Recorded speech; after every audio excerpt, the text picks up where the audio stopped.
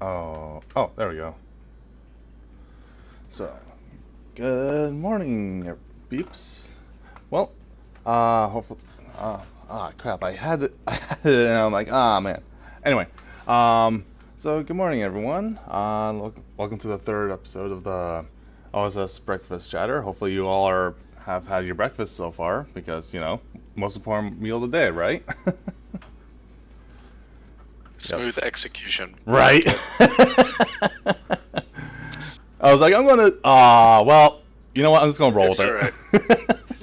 It's okay. It's still the morning, which means all of our decisions are still, in flux. We're still waking up. So I no regret worries, no nothing. worries. um, right. So thank you, Quinn, for coming by again. Yeah, of course. So, ah, um, so it looks like Haru was wanting to make it as well, but they have to meet with family today, which makes sense. Mm. Yeah, Um, that's understandable. in terms of our topics we're going to be going through, so new meta predictions, which with new set this week and for next week if you have delays and all that other jazz.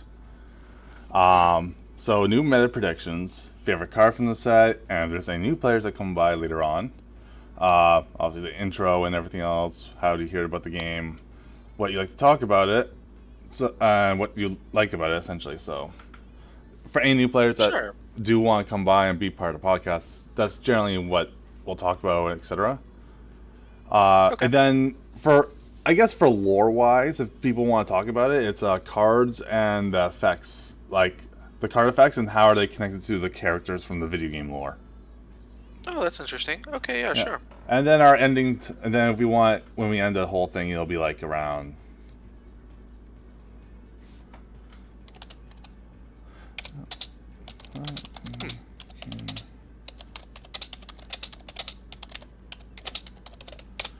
Hmm. And then we can just talk about like music, anime, video games, or whatever the heck. It doesn't, whatever.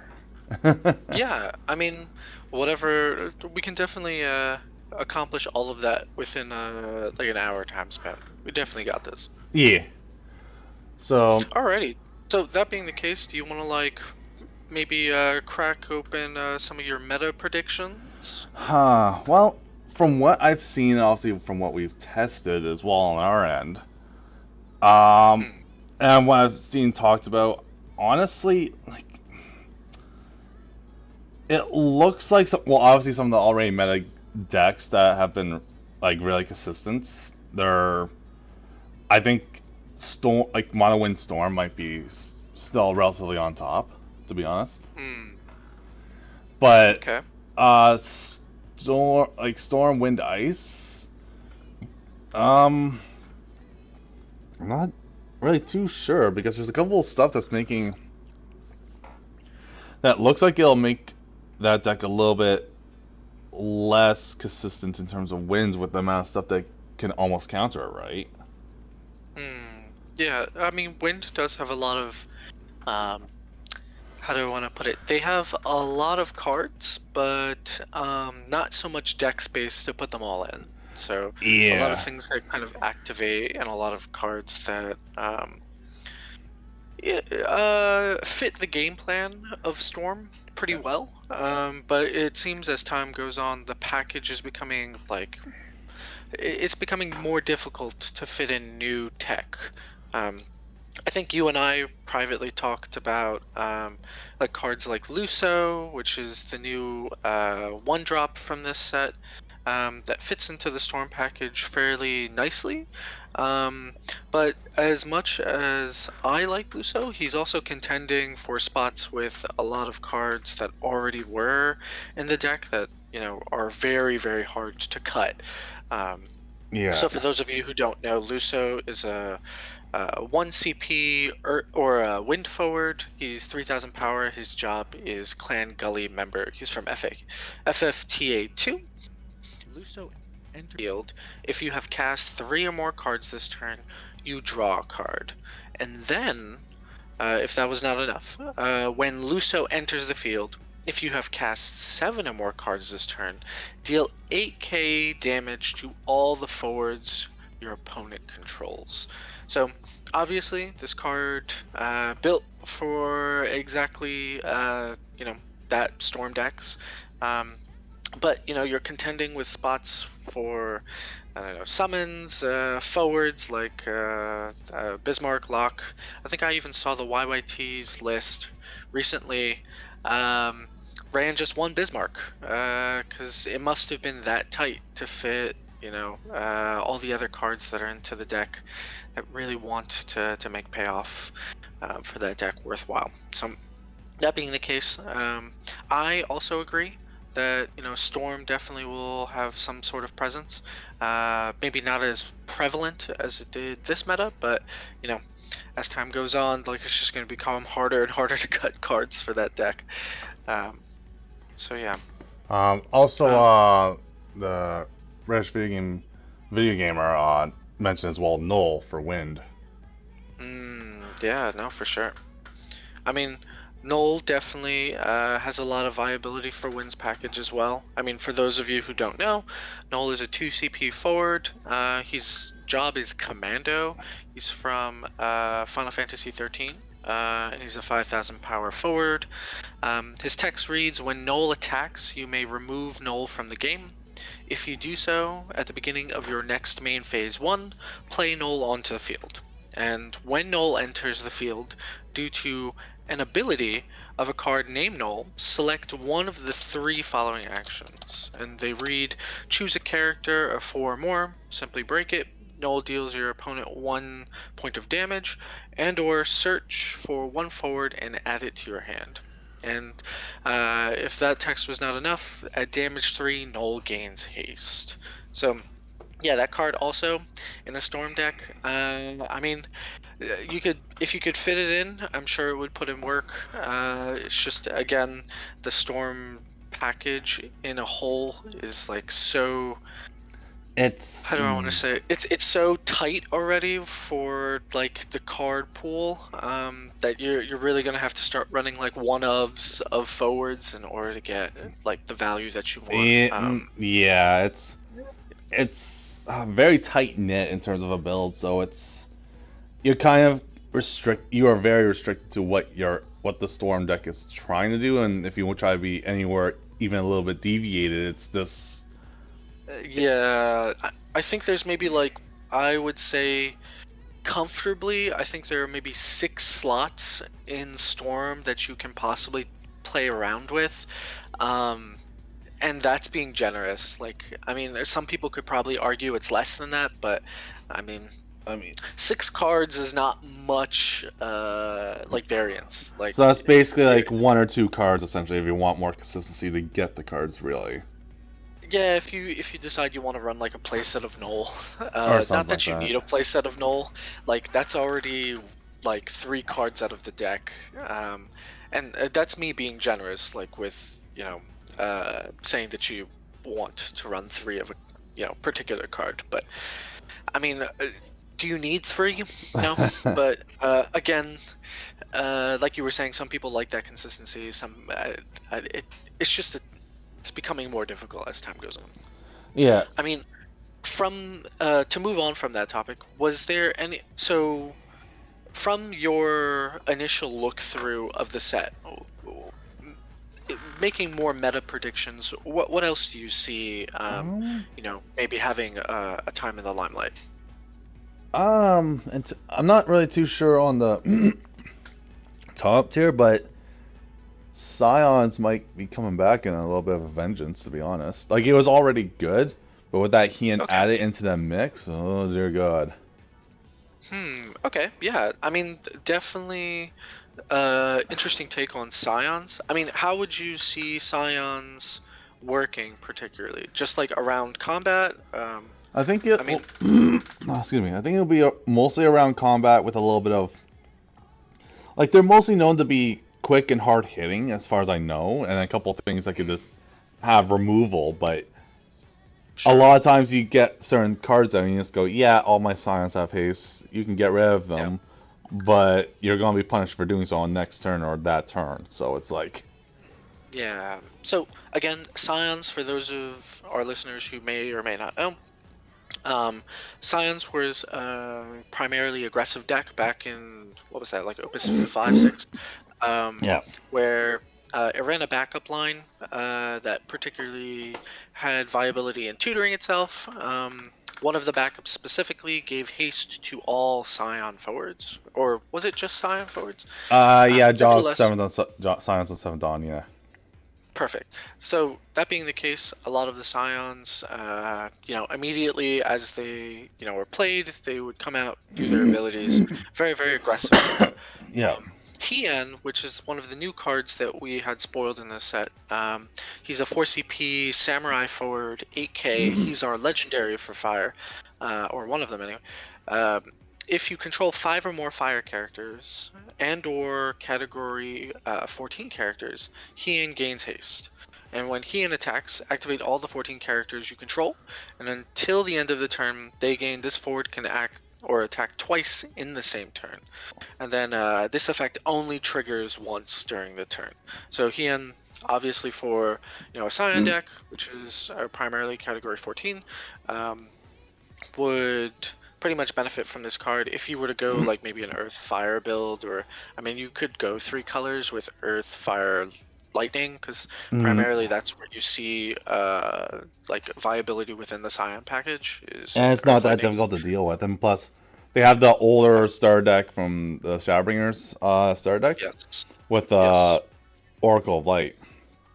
Yes. So that being the case, a lot of the forwards would immediately benefit from this card being on the field. Not maybe immediately, because he himself won't get haste from the, was it Alphanod or Alice? I think it was Alice backup that gave everything One. haste. Yeah. Oh, yeah, Um, Ida's a good one, yeah. yeah. So a lot of the forwards, particularly in that build, could definitely benefit from doubling their triggers on attack. Some of the forwards dealt damage to dull forwards when they swing. Some of them dealt damage or based on like I don't know, hitting their opponents. So that being the case, definitely Hien might see some play in fringe decks of that type. Also, because he's a job samurai, I mean, it'd be crazy of us not to talk about like samurai and like, Yeah, because there's uh, a good amount of even common cards that are coming out for Samurai that could. Yeah. exactly. Yeah, even this set, I think, from my memory of some of the spoilers from the set, we even got some generic samurai forwards, generic samurai backup, so it just adds to the consistency of samurai. I think if I remember correctly, it was like the backup was a 2 CP standard unit backup samurai that just read simply pay 1 and dull it, and then you put that samurai into the break zone. You choose a job standard unit forwarding your break zone and add it to your hand. But if it's a fire one, I think of 3 or less, you play it to the field I thought instead. I thought it was like a Um, Samurai or something like that. Either way, it's. uh, I think it's I like. think it Huh, said fire forward, but I mean I can look it up for you. yeah. Let's see, let's see, let's Um, see. Yes, here it is. Yes, so you can pay 1, tap, yeah. put a samurai, or put samurai, so this card samurai, into the break zone, choose 1 job standard unit for it. Oh my gosh, I almost got it word for word. Add it to your hand. If it's a fire forward of 3 or less, play it to the field Fire instead. forward. I thought it was Yeah. like something around Samurai, but that makes it so much better. Yeah, it makes it really good. And then it has a like subtext that says you can only use this ability during your turn. So it Well, makes it so makes that like you're sense. not playing forwards via back attack or anything like that, or Yeah. like they have back attack, which is very good. I mean, for samurai, they really like that. That means like your scions, your 3 CP samurai that come in and deal damage based on if you have 7 samurai in your break zone.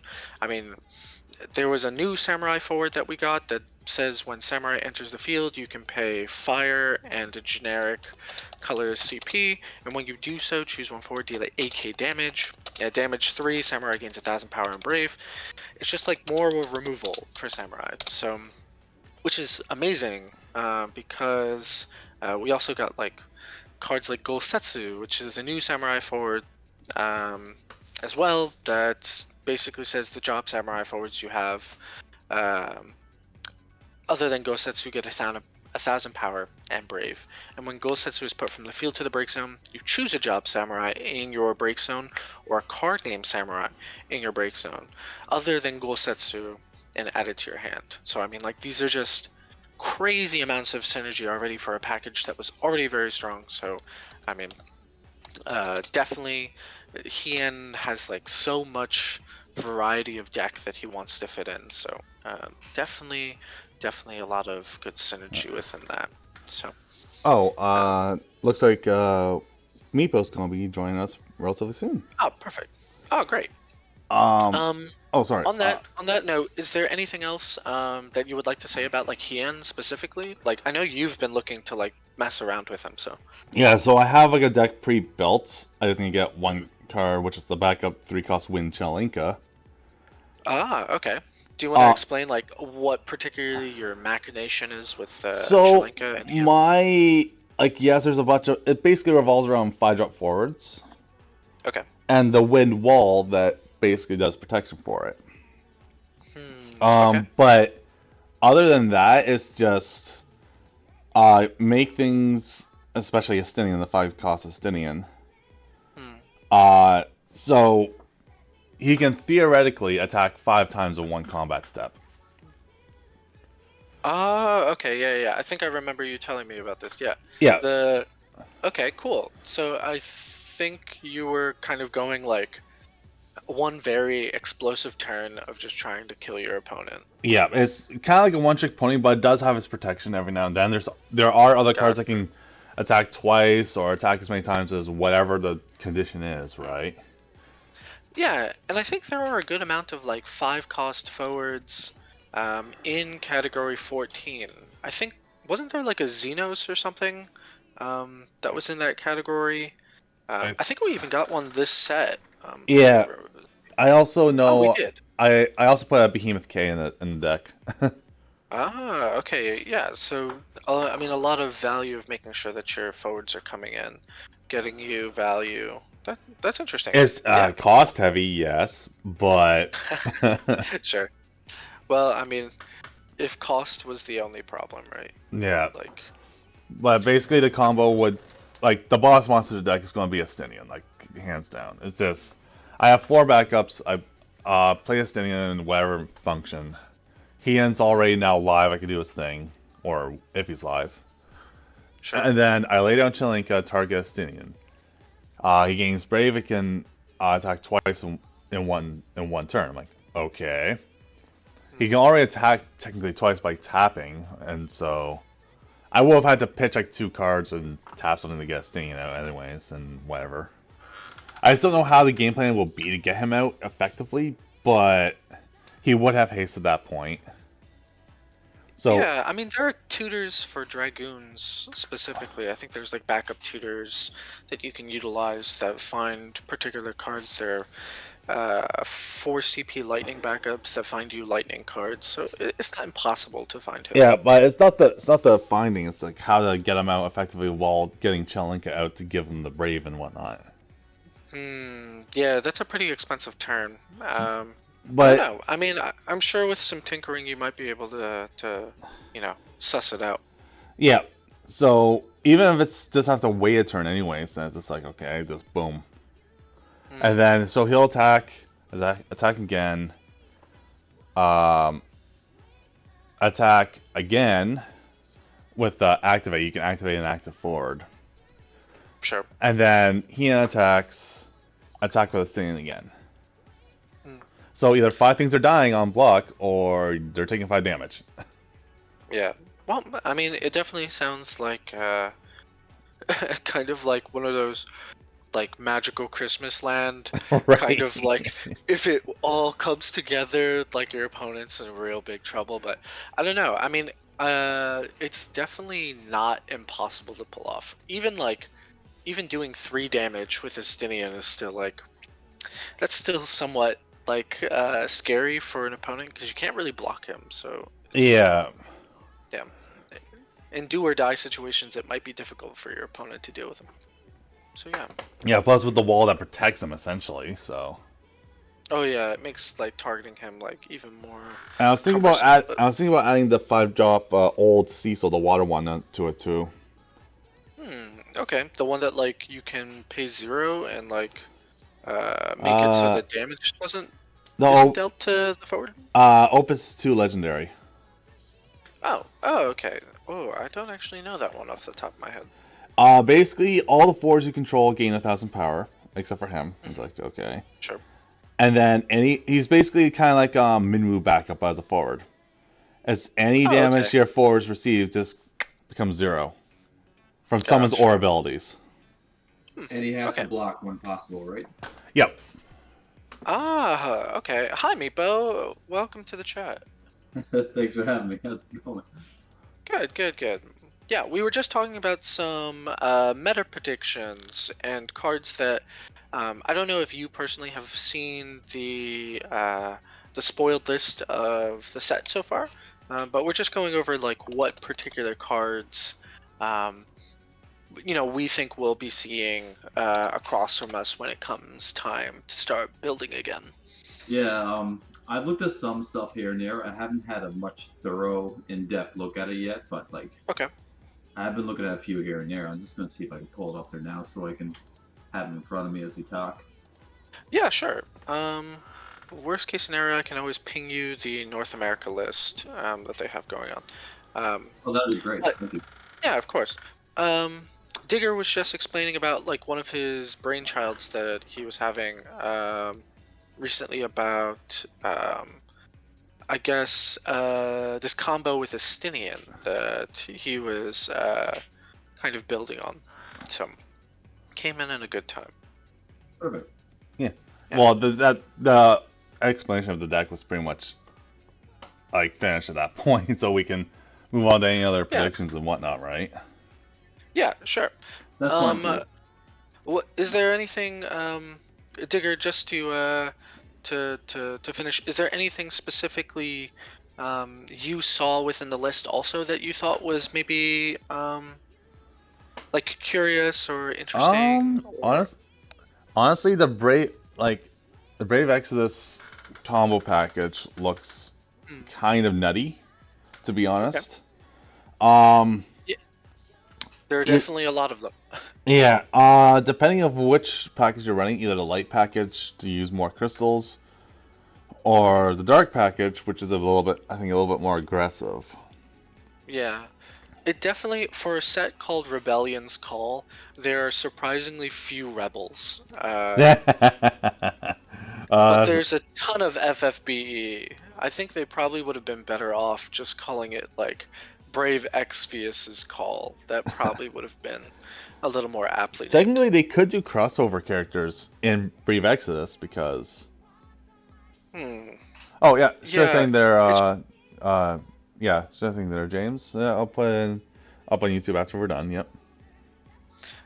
it's definitely an interesting design choice because if you noticed, the crystal package is all within FFBE, Yeah. which is strange for a set that literally um, should have been, I don't know, more catered to, I don't know, I guess its design name. I mean, Minwoo is on the front, and he himself actually doesn't utilize crystals to any capacity, even though Yeah. crystals was supposed to be like an iconic feature to these three sets. Yeah. Actually, speaking of crystals, the new crystal cards in this set are interesting. They're not the whatever hunt chocobo hunt. Oh, the Chocobo Hunt art? Yeah, that Yeah. that really threw me off because I brought up the other day how there was never technically any art made for a lightning crystal or a ice crystal, and Yes. I Or guess yeah. yeah, Definitely yeah, a weird design choice on their end to make the crystal unique in that kind of way. I mean, I honestly, I mean, how much more difficult would it have been to just like draw or have drawn a crystal within the same crystal hunt or like chocobo hunt Well, I art think yeah. That's style? that's I what mean, I said. Like just commission the same artist to basically say, hey, can you draw us up two more crystals? the only reason why yeah, they chose like the initial four was because there's only four of those colors of crystals in the Chocobo Hunt thing for the board game, Exactly. right? So Yeah. Yeah, but that's just so curious. I mean, like, don't get me wrong. Like, I'm sure there are probably licensing problems that they would. I mean, it's probably very expensive to like commission these artists as yeah, well, because you have to like pay them for like each instance of, or I actually don't know if you would get paid for each instance depending on of the like the artwork artist, that's being used. it But depends on the artist, and they might just do like a package thing, right? Because I've had sure, commission art from other artists, and yeah, it could be expensive, but you also go, okay, yeah, you're getting like 4 or 5 things made at once from me. Here's sure. like whatever off, but Yeah, I find it curious that like, it was kind of short-sighted where they were like, okay, we're just gonna print 4 crystals. Like, no, no, no, no, no. You have a game in which all the crystals are represented. Like, you would hmm. have thought like artwork. I mean, like, it's not impossible for them to, I don't know, particularly use images of crystals that they already have within the Final Fantasy ethos. But Actually, one of my who do locals had like who a do I know? neat little idea that instead of a crystal, well, it's more catered to like Final Fantasy VII, but um, a neat little mechanic was materia. Okay, yeah, I guess like a I kind of like a definitely, crystal-like thing, right? Oh wow, yeah. yeah. I mean, it definitely would have fit the like um, the Final Fantasy theme. Because on top of that, that's like a 7 property, so a lot of collectors might have definitely wanted to have their, I don't know, their materia crystals, I guess. I mean, they could do that as like Kind of a on it. equipment mechanic. Like some games have equipment, right? They could just go, yeah, here's your equipment, just material for extra whatever, right?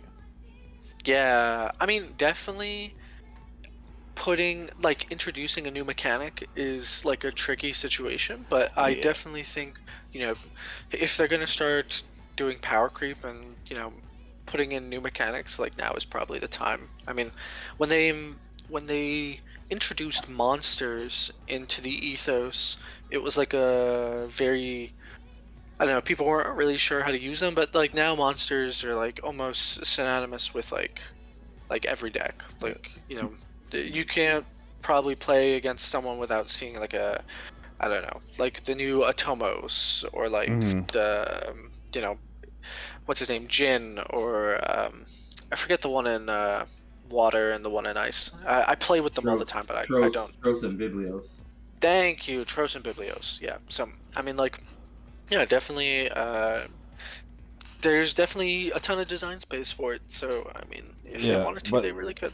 but yeah, there it could be actually better for like the crystal mechanic as well if they put like, because Sure. in that art alone, there's like different colors of the crystals, right? So it's easier to kind Yeah. of, because I think that's from like the CGI cutscenes of 3. Maybe. Oh, is that where it's coming from? I think it looks very familiar to that, to be honest. Like, I'll have to look it up later, but it looks like the crystals that you will see from the 3DS CGI stuff, right? Yes, yeah. Interesting. I wouldn't be opposed if I think just a good shout, like throwback to the older games. If they produce crystal tokens using some of the like pixelated art of the crystals, like that you might have gotten from like And any of the SNES or Nintendo days. that'll be cool too. Mm, yeah, I'm sure for nostalgia, like I never played those games, but like for nostalgia, like a majority of the collector base, even the player base, would definitely like things that like, I don't know, kind of hark back to those original like memories of the games that they were playing. I mean, Hmm. if it works in Magic the Gathering, it'll definitely work in Final Fantasy. Yeah. So Um. yeah. Yeah. So, Um, Oh no, I was going to say I was going to pivot the question to Meepo. Meepo, is there any particular um, things that you have been seeing that, uh, particularly within the set, you know, that you think might be seeing like active play at your locals or maybe online or maybe at tournaments? Uh, local scene, I'm not too sure. I know I got a few players who are really big Final Fantasy IV fans, so there's probably to be some cards there that they'll probably be interested in, especially from the starter deck. Okay. Um, Other than that, I got a few other players that are really digging the Turk side of the Syndra versus Avalanche deck. Yeah, Okay. Turks is actually quite a fun deck. I actually have my own version of the deck, and it's kind of funky actually. Yeah, I kind of want to still do more with the Turks too. I'm kind of holding myself back because I want to start collecting every foil of the Star Deck Turks, but that's an uphill battle. But like, Oh I'm god, Yeah. really yeah. interested in the fact that there's a Turk in Ice, and I'm glad to see that there's another Lightning Turk in this set with Sisney or whatever her Yeah. name is. Which works with the Star Deck's colors, to be honest. Yeah, which is Yeah. pretty cool. Yeah, it's very cool. Yeah, I think the 2 CP legendary Turk, for those who are listening who might not know what that card does, he's a member of the Turks. He's a 5,000 power forward, and he reads each forward you control with a Turk counter on it gains 5,000 power. Discard 2 cards, choose one category 7 forward you control, place a Turk counter on it. Put legendary Turk into the break zone and then choose one forward, break it. You can only use this ability if a Turk counter is placed on legendary Turk. So he can technically buff himself, which is very, very interesting. He goes from being like a 5k forward to like a 10k forward, on top of all the other buffs that Turks naturally give to each other.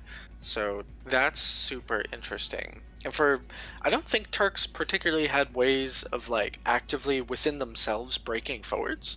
They buffed themselves or like cheated out forwards or gave haste to each other or could swing if other Turks were there. But now you have like a Turk that actively can just remove a problem that's on the field, making it easier for the actual Turks to like do damage, which is very, very interesting. How do you feel about that card?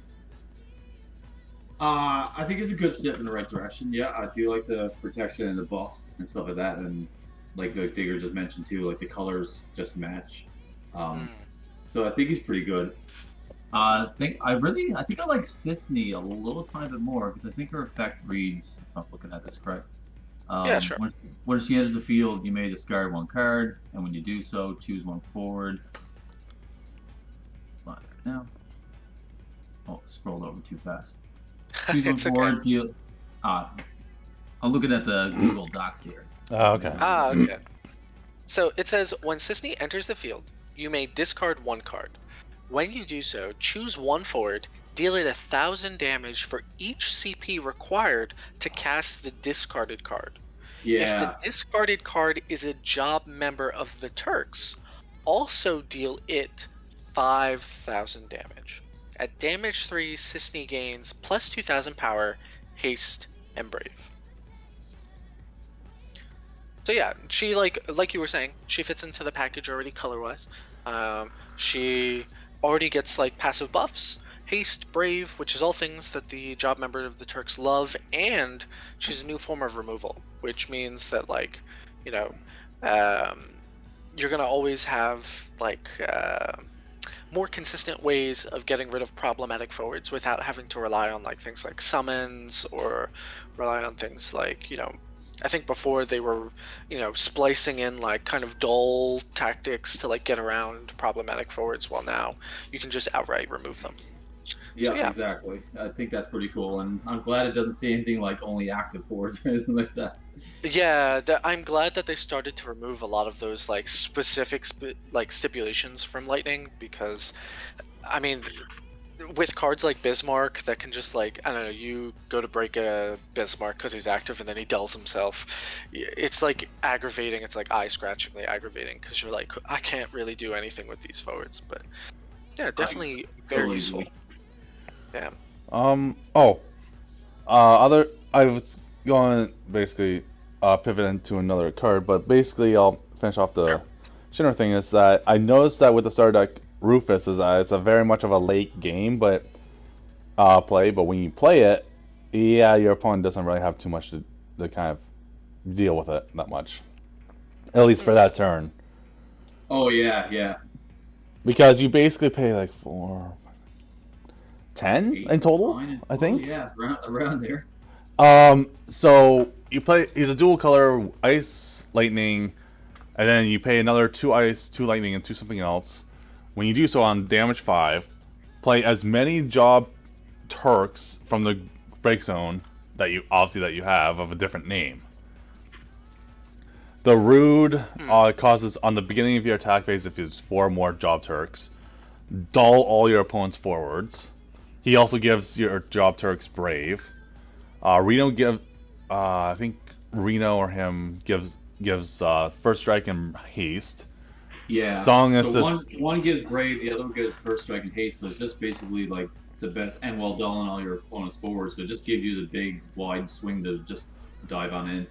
Yeah, and that if you have job, and that also requires if you have a job presence of Shinra on board, which gives an extra buff, and with you can also get back the 2 new Job Turks as well from that combo, because Hmm. Rufus doesn't really care as long as you pay the requirements. You can play as many Job Turks from the break zone that are in there of a different name. Oh, that's true. Like it's like boom, boom, boom, boom, boom. Let's do this.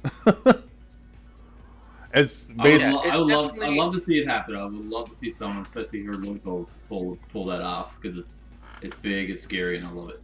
Yeah, they really only have one way to kind of board remove it, but even then, the forwards are big and beefy as it is. So it's like, do you have something that can use back attack that just removes everything on play? If not, you're dead. hmm hmm yeah, um, and he's a sizable enough body, so even if they Amaterasu him, he'll like live the interaction, which is like interesting enough. I mean, even if they tried to like, I don't know, it's either they have the ability to stop you, or they, or you basically just vomit a bunch of forwards onto the field, which yeah, is very high rolly. But if, like Meepo was saying, you definitely want to root for it. Where if it happens and it works, like I don't think anyone would be upset that you're like winning in that kind of fashion. That's a very like, I don't know. it's That's kind of like an very underdog much, type deal.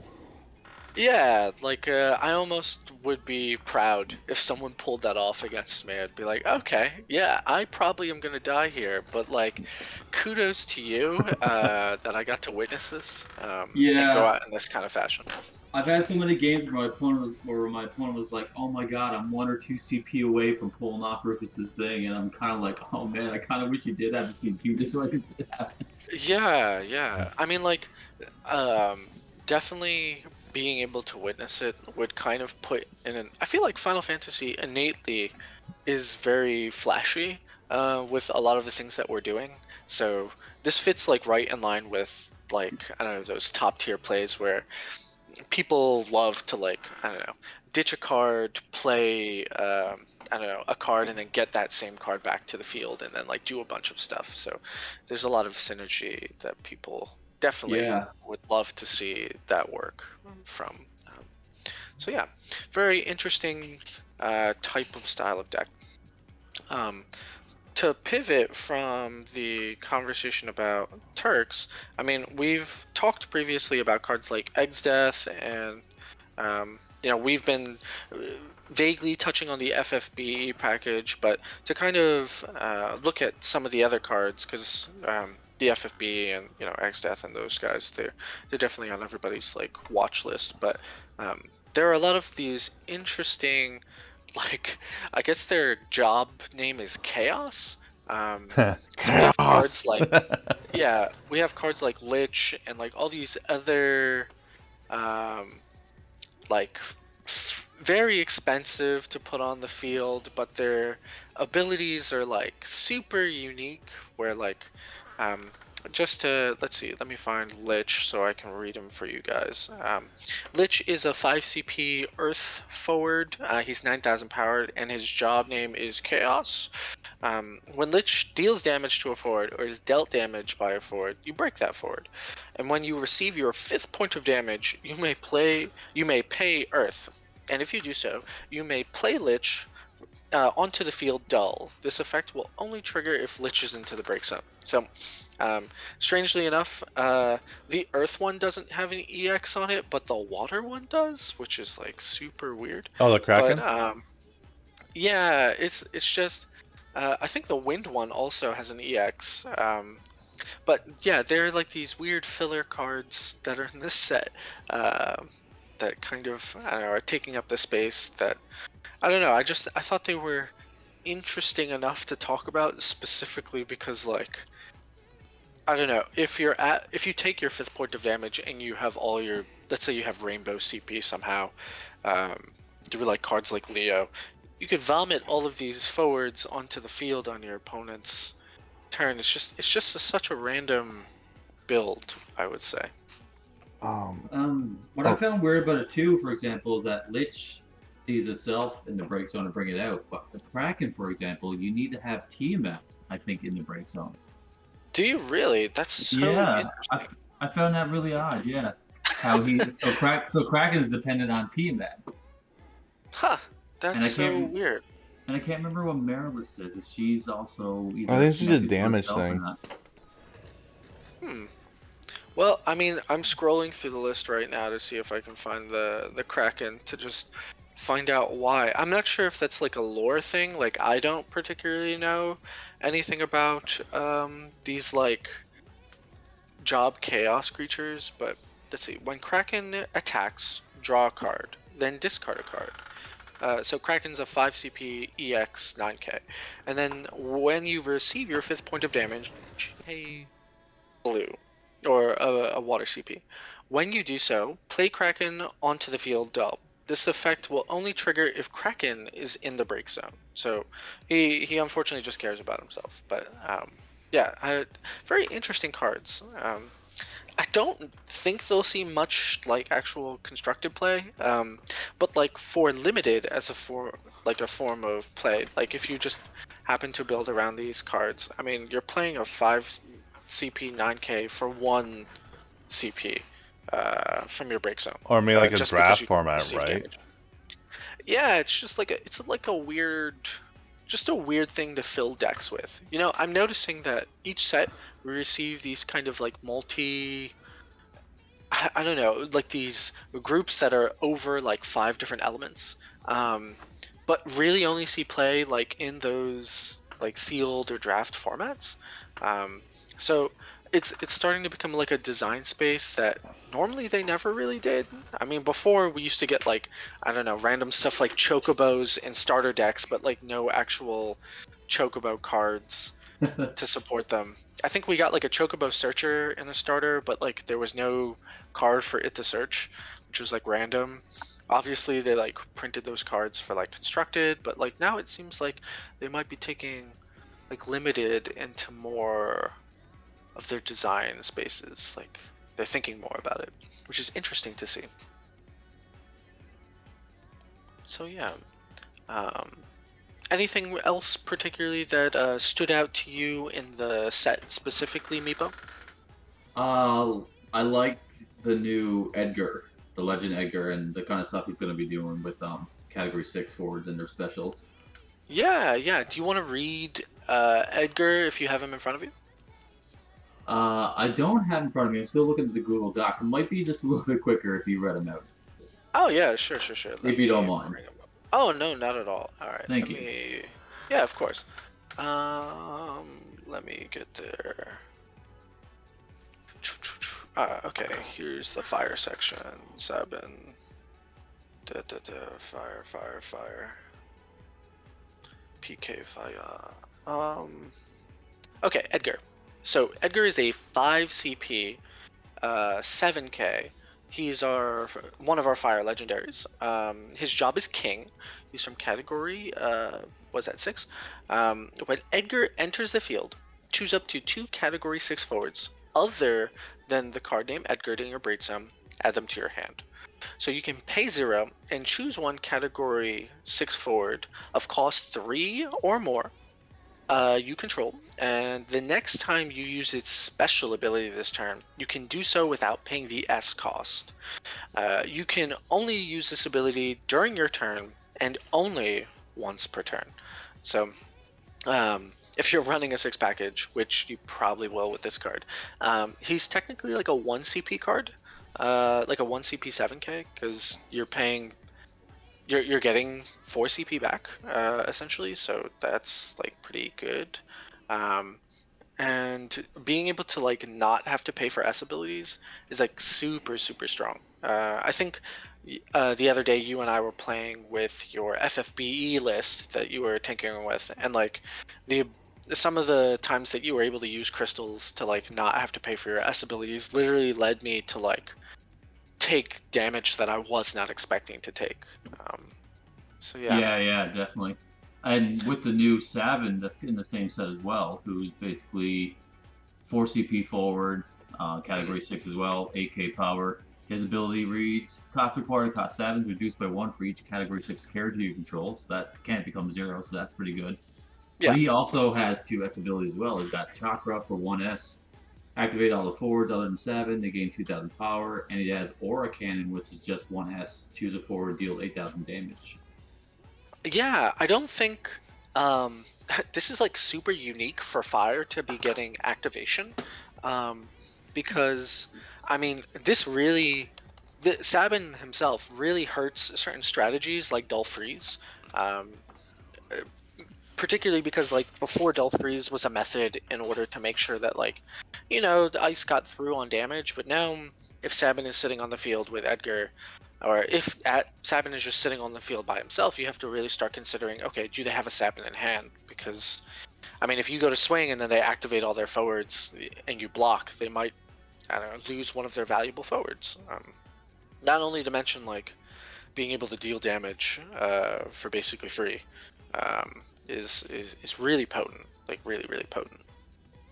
Oh, definitely. And even someone, I believe, from YYT even said, like, you can almost pull off this just in mono fire alone because you have Starter Terra as fire, you got the new Savin, Edgar. Yeah. Even Shadow Legends even fire. So even if you just wanted to go a purely mono fire route, I think you can kind of do some more stuff. Now it probably works better in like fire, water now, but yeah, I definitely think this card. On top of the fact that, like, I don't even think it needed to say the cost required to cast Sabin is reduced by 1 for each category 7 character. I mean, that makes him, like mid to, like, late game, he's going to always be, like, a 1 CP forward. Like, a 1 CP AK, that's just going to immediately, like, I don't know, be a threat. Like, he's always going to be problematic, because then you have to be wondering to yourself, do they have it? Like, are they going, like, they could deal damage. It's just like more hoops for your opponent to play through, and like you said, in like a fire build, like a strictly fire build, or in a category 6 build, this card's going to be definitely putting in some worth. So yeah, definitely interesting package, definitely. And the mono armor is just icing on the cake at this point. Yeah, I feel like anytime they put a mono art on a card, it's usually an indication like they want you to play with this card, or they want you to like covet this card. So like, this is probably a good indication that that was an intended point for design of them. So yeah, that's definitely super cool, super legit card. There's actually a card that actually caught my eye actually in Lightning. Oh sure. I think it's a red mage. Don't know which one, but it's Let's try to read it here. Sure. Oh, okay. So, it's a heroic. So, it looks like it's forward. So when a red range enters the field, you may pay one lightning. So lightning and one something else. So it's 5 cost essentially at that point. It's a 3 cost initially. If you do so, choose one 4 cost or less, break it. Damage 3. When red mage enters the field, choose one forward other than red mage until end of turn gains 1000 power and haste. Yeah, definitely. I think that's a rare. That's it's a heroic actually. It's rarity. Is it really? That's so weird. Yeah, this is the first set where you have standard units now that are basically got heroic cards. Huh. Okay. Yeah. For those listening who can't see the images that we're looking at, the picture is completely clear until like the bottom half of the card. So it's like you can vaguely make out whether or not this card is heroic. It's like blurred with the intention of like, I don't know, being somewhat misleading. The only reason I say like that might be an R instead of an H is just because like you can play more than one of them. Yep. Which is like super weird. So like That was like my only reasoning for like why this card would probably be rare. But I mean, if it's heroic, I mean, kudos to the design team for like going out of their comfort zone to print multiple or allow multiple heroics of the same name on the field at the same time. But Yeah, because it's multiplayer. yeah, super unique, super unique. So bear with us. There's a bit of grain of salt. We don't actually entirely know which. You know, we're just gonna go with heroic just because that's what it looks like. But, It's also apparently that's what's on the Google documents as well. It is, yeah. super weird, super weird. So Yeah, that it's, being it's the a case, it's a first it's a first for FFTCG to do this for standard units. yeah, I would say. Beyond that, the ability, the ETB. If you want to talk about what particularly stood out to you, Digger, since you brought up the card, what about this card like screams to you like, oh, super interesting? Well, in the older, I think Opus 1 or 2, there was a Red Mage backup. 2 costs, Okay. you pay like 1 or 2, tap it, and choose a 4 gains haste. Mhm. But, and then obviously there's like summons that, like the old Odin, which is choose a 4 cost or less, break it. This is for 1 CP more, essentially, in retrospect, between the two, of like the Odin and the Red Mage backup. Almost for 1 CP more for in one card is you play it, pay one more, blah blah blah. Choose a 4/4 cost loss, break it on play if you're on damage 3. You give something haste with an extra 1,000 power. That's to me That's that's a double whammy, which is like, oh, I'm just going to kill something. And by the way, this is bigger by 1 and has haste, and when it swings in, that you could be punished for the swing. Besides just damaging your opponent. Yeah, so it's kind of like compounding 5 CP into like multiple values. Yeah. Like, not only are you breaking a forward, but you're getting a body, and then that body also can give haste to another forward at 1,000 power. So it's like a lot of value being attributed for your 5 CP. So I definitely agree with you there. Like that's pretty unique. I mean, that's actually quite a lot of value just for 5 CP. But yeah, I definitely can see how. I mean, there are a lot of forwards that I can think of off the top of my head that are 4 or less that would hate to see this card played against it. Simply because, like, you know, not only are you breaking something, but you're giving something haste. So, like, if you maybe like one of your most important blockers, maybe, that's like 4 CP or less. But then you have to also worry about, okay, like now who am I blocking with if this forward's coming in, if a new forward is coming in. So But yeah, it's something. interesting, But interesting. I'm happy about that Red Mage because that's off the top of my head. I can think of a couple of combos with Lightning Fire, which I'm thinking, oh, kind of revive my old Archetype deck. Oh my god, that'll be amazing. Funny Yeah. enough, I have a friend. He doesn't play the game, but he's a huge Red Mage fan. And he says to me, he's like, "Make me a Red Mage deck." And I'm like, "Well, I have one made for you. It's not spectacular, but I technically have one made.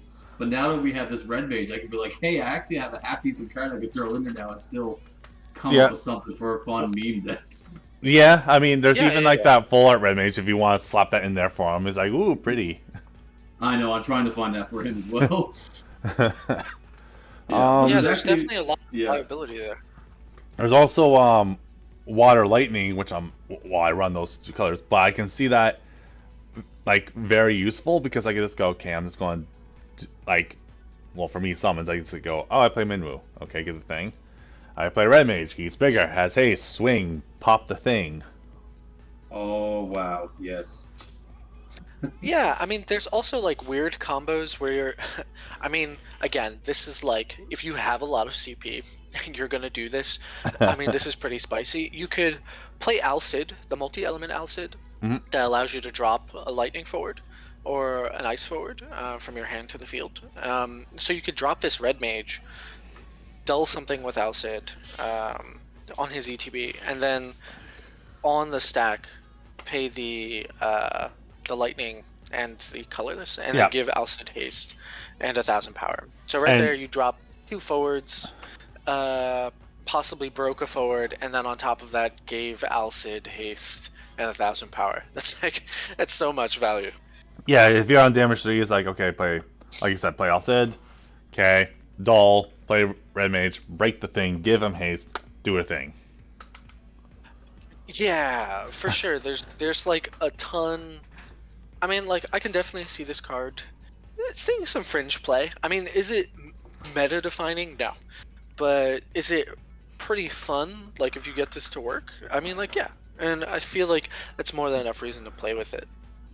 Yeah. Oh, actually, so it just came to mind. So, the untapped tournament that we had on Friday. Uh I wanted to talk about. No, I was on YouTube, whatever. But literally the Ixion. Like, yeah, I lost my match, but oh my god, that Ixion. Ah, yeah. Do you want to read Ixion for those of our listeners who may or may not know what it does? Yep. So Ixion is a lightning summon, is a rare. 2 cost. If you cast Ixion, you may pay an extra 1 lightning and 2 something else, so colorless. Break all the 4s of 2 costs less. If you paid the extra cost, break all 4s of 3 costs or less instead. Yeah, that's pretty potent. I mean, That was I my, think that was my favorite. That was my favorite play of the night. That Yeah, so just to give context for those who may not have watched, Digger was playing against I believe it was a Storm deck. A version of it, yep. Yes, and he was in kind of a dire position where the next turn he was being displayed, or his opponent was displaying lethal, and you cast this, and as it resolved, you basically, I think you broke 4 forwards with this ability. 4 or 5, yeah. Which is nothing to scoff at, which left them with, I think they just had like a lock on the field. Lock and for something a else, forward. yeah. Yeah, I think the other thing was like a monster, but it wasn't a forward at the time. So Yeah. that being the case, you almost like saved yourself taking lethal by paying for like a board wipe and lightning, which is like super clutch. and the opponent's Althea didn't really have haste or was still fresh on the field, so he couldn't use the Althea to save one of them. Yeah, it was like almost the perfect play when you needed it, because I think you got rid of like a Rosa, I think it was Rosa, Zidane, Barlai, and there was one other forward, I think. Was it? Oh yes, that Typhon was a forward. That's right. So right there for your original investment of what was it, 3, 4, 5 CP to a board wipe and leave them with 1 forward is like that's pretty good. I mean, like that's nothing to scoff at for sure. So when looking at that now after reevaluating that summon is very, very good even in a clutch, because it's like, well, I'm gonna have to actually get rid of this problem, and even if you don't pay the extra like 3 to get rid of all the 3 costs, you're still getting a lot of 2 costs, which a lot of forwards these days are 2 costs or less. There's a lot of good forwards, yeah. Yeah, and on top of that, it's like it's non-targeting, so you get around a lot of like weird shenanigans, like cards like, for example, Titus in Water, who's a 3 CP forward that like when you target him, he gets an ability that like kind of pays you back for him being like targeted. This effectively doesn't target, so like you're cleanly removing problem forwards in the field that normally you wouldn't be able to. So yeah, I like cards like this for Lightning. I'm noticing that they're giving like Kicker, which is a magic mechanic, to a lot of the cards recently, where it's like, alright, you get like a normal effect, but if you pay extra, you get like this other effect on top of it, which is like interesting. I really liked Kicker in Magic. It like really gave cards like almost a modal effect. You just had to like pay into it, so like definitely useful. Actually, one thing that I just realized, actually yesterday, one of my bosses at the shop, posted on like the Magic group, but Magic/Wizard is getting rid of their archetype mechanics. Huh. So that means what do you mean by like archetype? Like just like you know how like the equivalent of what Final Fantasy would have for jobs or something like that. Oh, really? Yeah. So like no more like horrors and stuff like that. Really? Yeah, Is pretty that? much. You'll have to It's send me that article. I'll have to, yeah. But basically, it's if that's the case, then Final Fantasy and other games that kind of dive into that sort of mechanic could thrive a little bit more. Yeah. Interesting. I wonder what the thought process was. To that. The Like, it's so article iconic.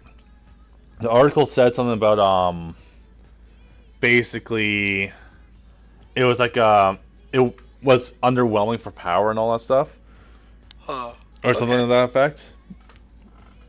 So it's like, yeah, we're retiring this. So yeah, you can still use the cards, but there's no more support being made for them.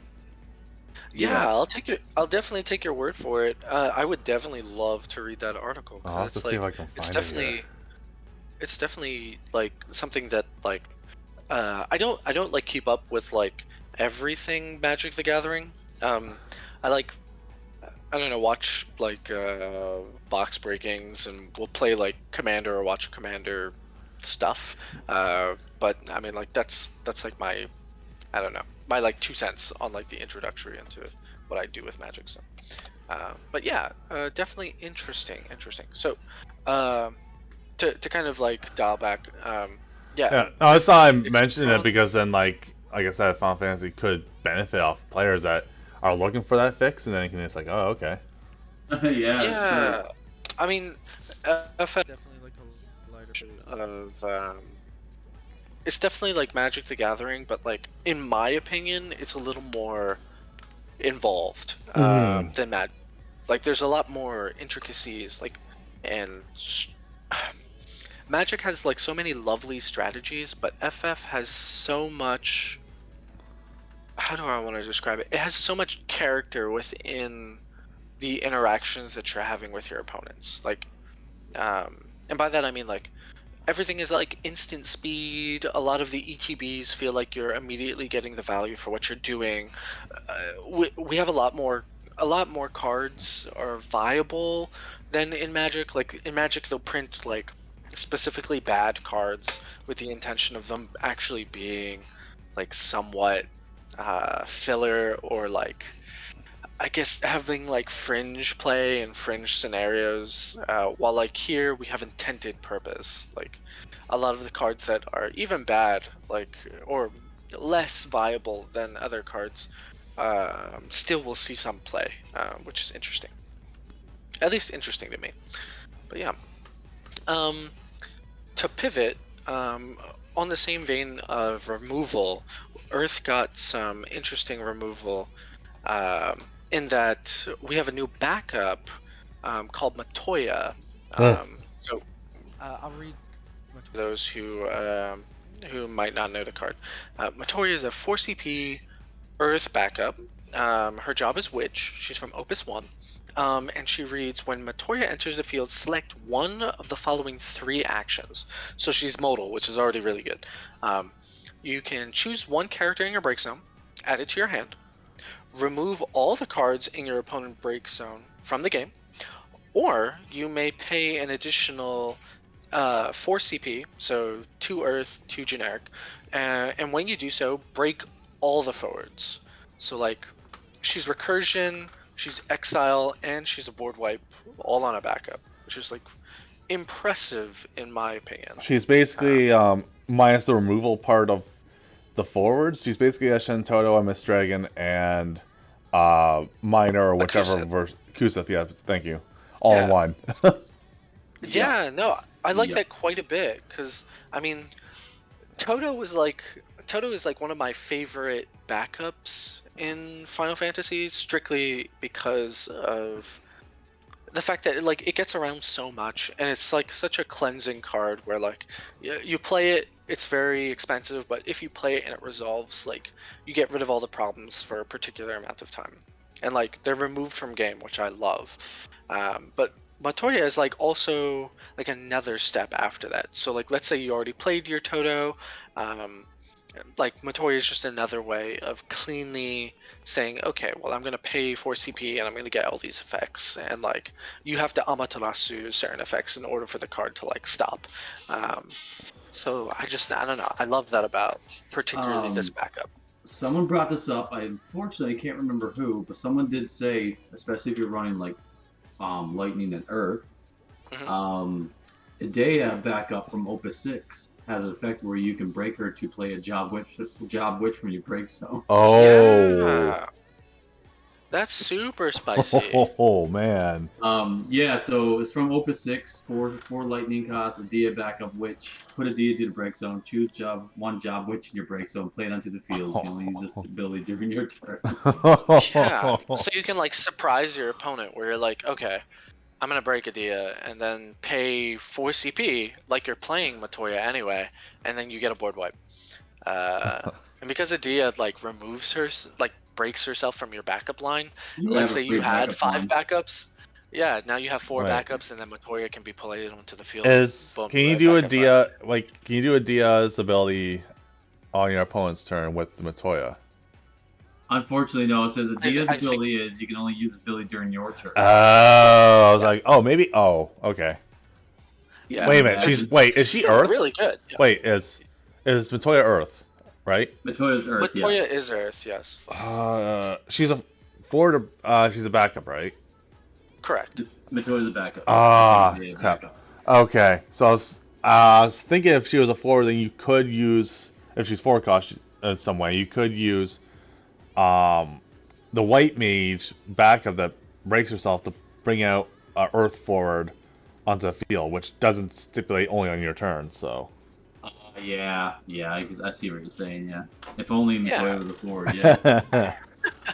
I mean, right now, I think for her just being like a generic, like a pretty good backup, there's a lot of viability that you can particularly see with that card moving forward. I mean, Earth players are gonna love it.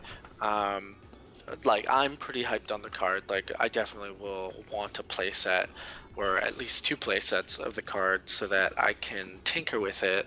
I don't know if I would run a playset of it in a deck, but I would definitely run it as like a one of. It's just a generically good backup. So yeah. So, other than the only other thing I can say about Matoya is that she also comes in full art. So. Yeah, which a lot of people are digging because you finally get to see nice full art and her dancing brooms dancing around her and stuff. Yeah, people definitely like their swag. You know what I mean? They love cards that are made to be very flashy. So full art or putting a bunch of full arts in your deck, definitely. I can see some like collectors will love that. The player base will love that. So all around, fantastic card. There was another topic that I would like to pivot to. Well, it was a topic that if new players came in to the podcast, Sure. but this one's just slightly altered for it.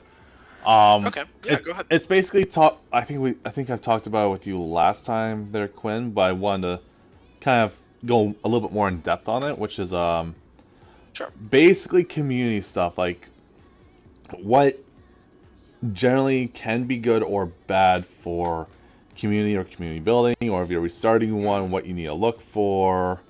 Because I know I know me and Quinn touched on it briefly, which was me personally, I'm dealing with a hyper casual player base, and I know some people deal with hyper competitive, and both are neither good in a sense for the community in one way or another. So I want to kind of go a little bit more in depth on some of that stuff and whatnot, and see what Meepo thinks on that as well. Yeah, I'd love to hear Meepo's opinion on that as well. About like local scenes, whether they're hyper casual, hyper competitive. Basically that, but also what's good, what's bad for both, and how can you kind of that you think that it could be like balanced, because one extreme versus the other is not good for anything really, in that sense. No, I get what you're saying there. Yeah. Can't really think off the top of my head what you would do to like help with that or not, but let me think here. I guess for some people, like I like the fact that some people are a little bit like more casual than competitive, especially when you're a new player going to the game. Because I know, for example, now a lot of our new players locally that's gotten to the game, they're just liking the fact that for one, the game's fun to play. and two, a lot of these are big Final Fantasy fans. Like one of them, for example, is a big Category 4 fan, so he's loving the fact that there's a bunch of Category 4 cards, there's a big starter deck, and all that kind of stuff. So Yeah. I like I like players going in. I like players going into the game starting off casual, but I do kind of like eventually like to see a good balance of casual and competitive because especially with this game too, there is something fun about the competitive side of it, and we're starting to finally get some better starter decks now that actually have a bit of a competitive edge, right? Yeah, I would agree with that. Like, I'd say maybe the last 3 starters have been like their power levels have been kind of like astronomical. Like Yeah. we're talking like Avalanche. I mean the Turks deck that came with like the Avalanche deck. Super good. The Final Fantasy X starter that can be very potent. I mean like the Final Fantasy X deck. I think saw tournament play. The same with Avalanche, seen tournament play. So definitely powerful ways for new players to get into the game. Yeah, I know that locally, I think what's really probably hurting us a tiny bit right now is that there's still technically no proper tournament scene here on the go because one of the local LGSs, especially because of the pandemic stuff, put a stop to it or had to like currently put that on pause, which is something we're working towards. But we also have another local player here too who's on his own. He's starting to like bring in product just to help sell so that newer players can get their hands on the newer cards and like eventually I think once summer concludes, he's going to start doing up some tournaments as well. So I think for us locally, when tournaments start to happen, you'll start to see a bit more like competitive play, and that'll be like encouraged more. Yeah. Well, I know I had to take like a slight. I tried to plan with someone to take over the reins for the local thing. That didn't really work out. But Oh I yeah. still took. Yeah, it was whatever the case happened. But basically, I ended up taking kind of like a local tournament organizer break for like about a month or two, month and a half maybe.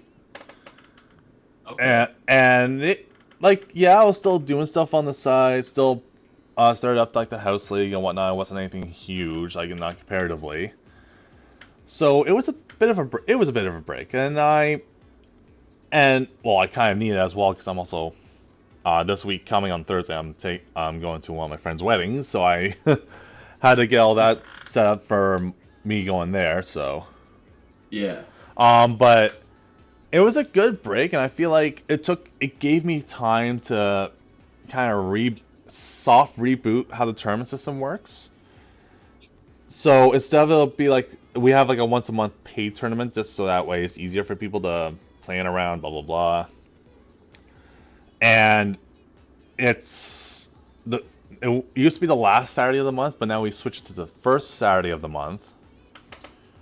And it's obviously I have stuff on stock for like one top prize per month extra, plus a plaque or whatever for the winner. And then I'm discussing with like my boss, trying to figure out, okay, once my stock goes, what do we do for these extra little gimmicks? And I'm just in discussion about that with them. Other than that, it's basically that's the only paid thing, and people are.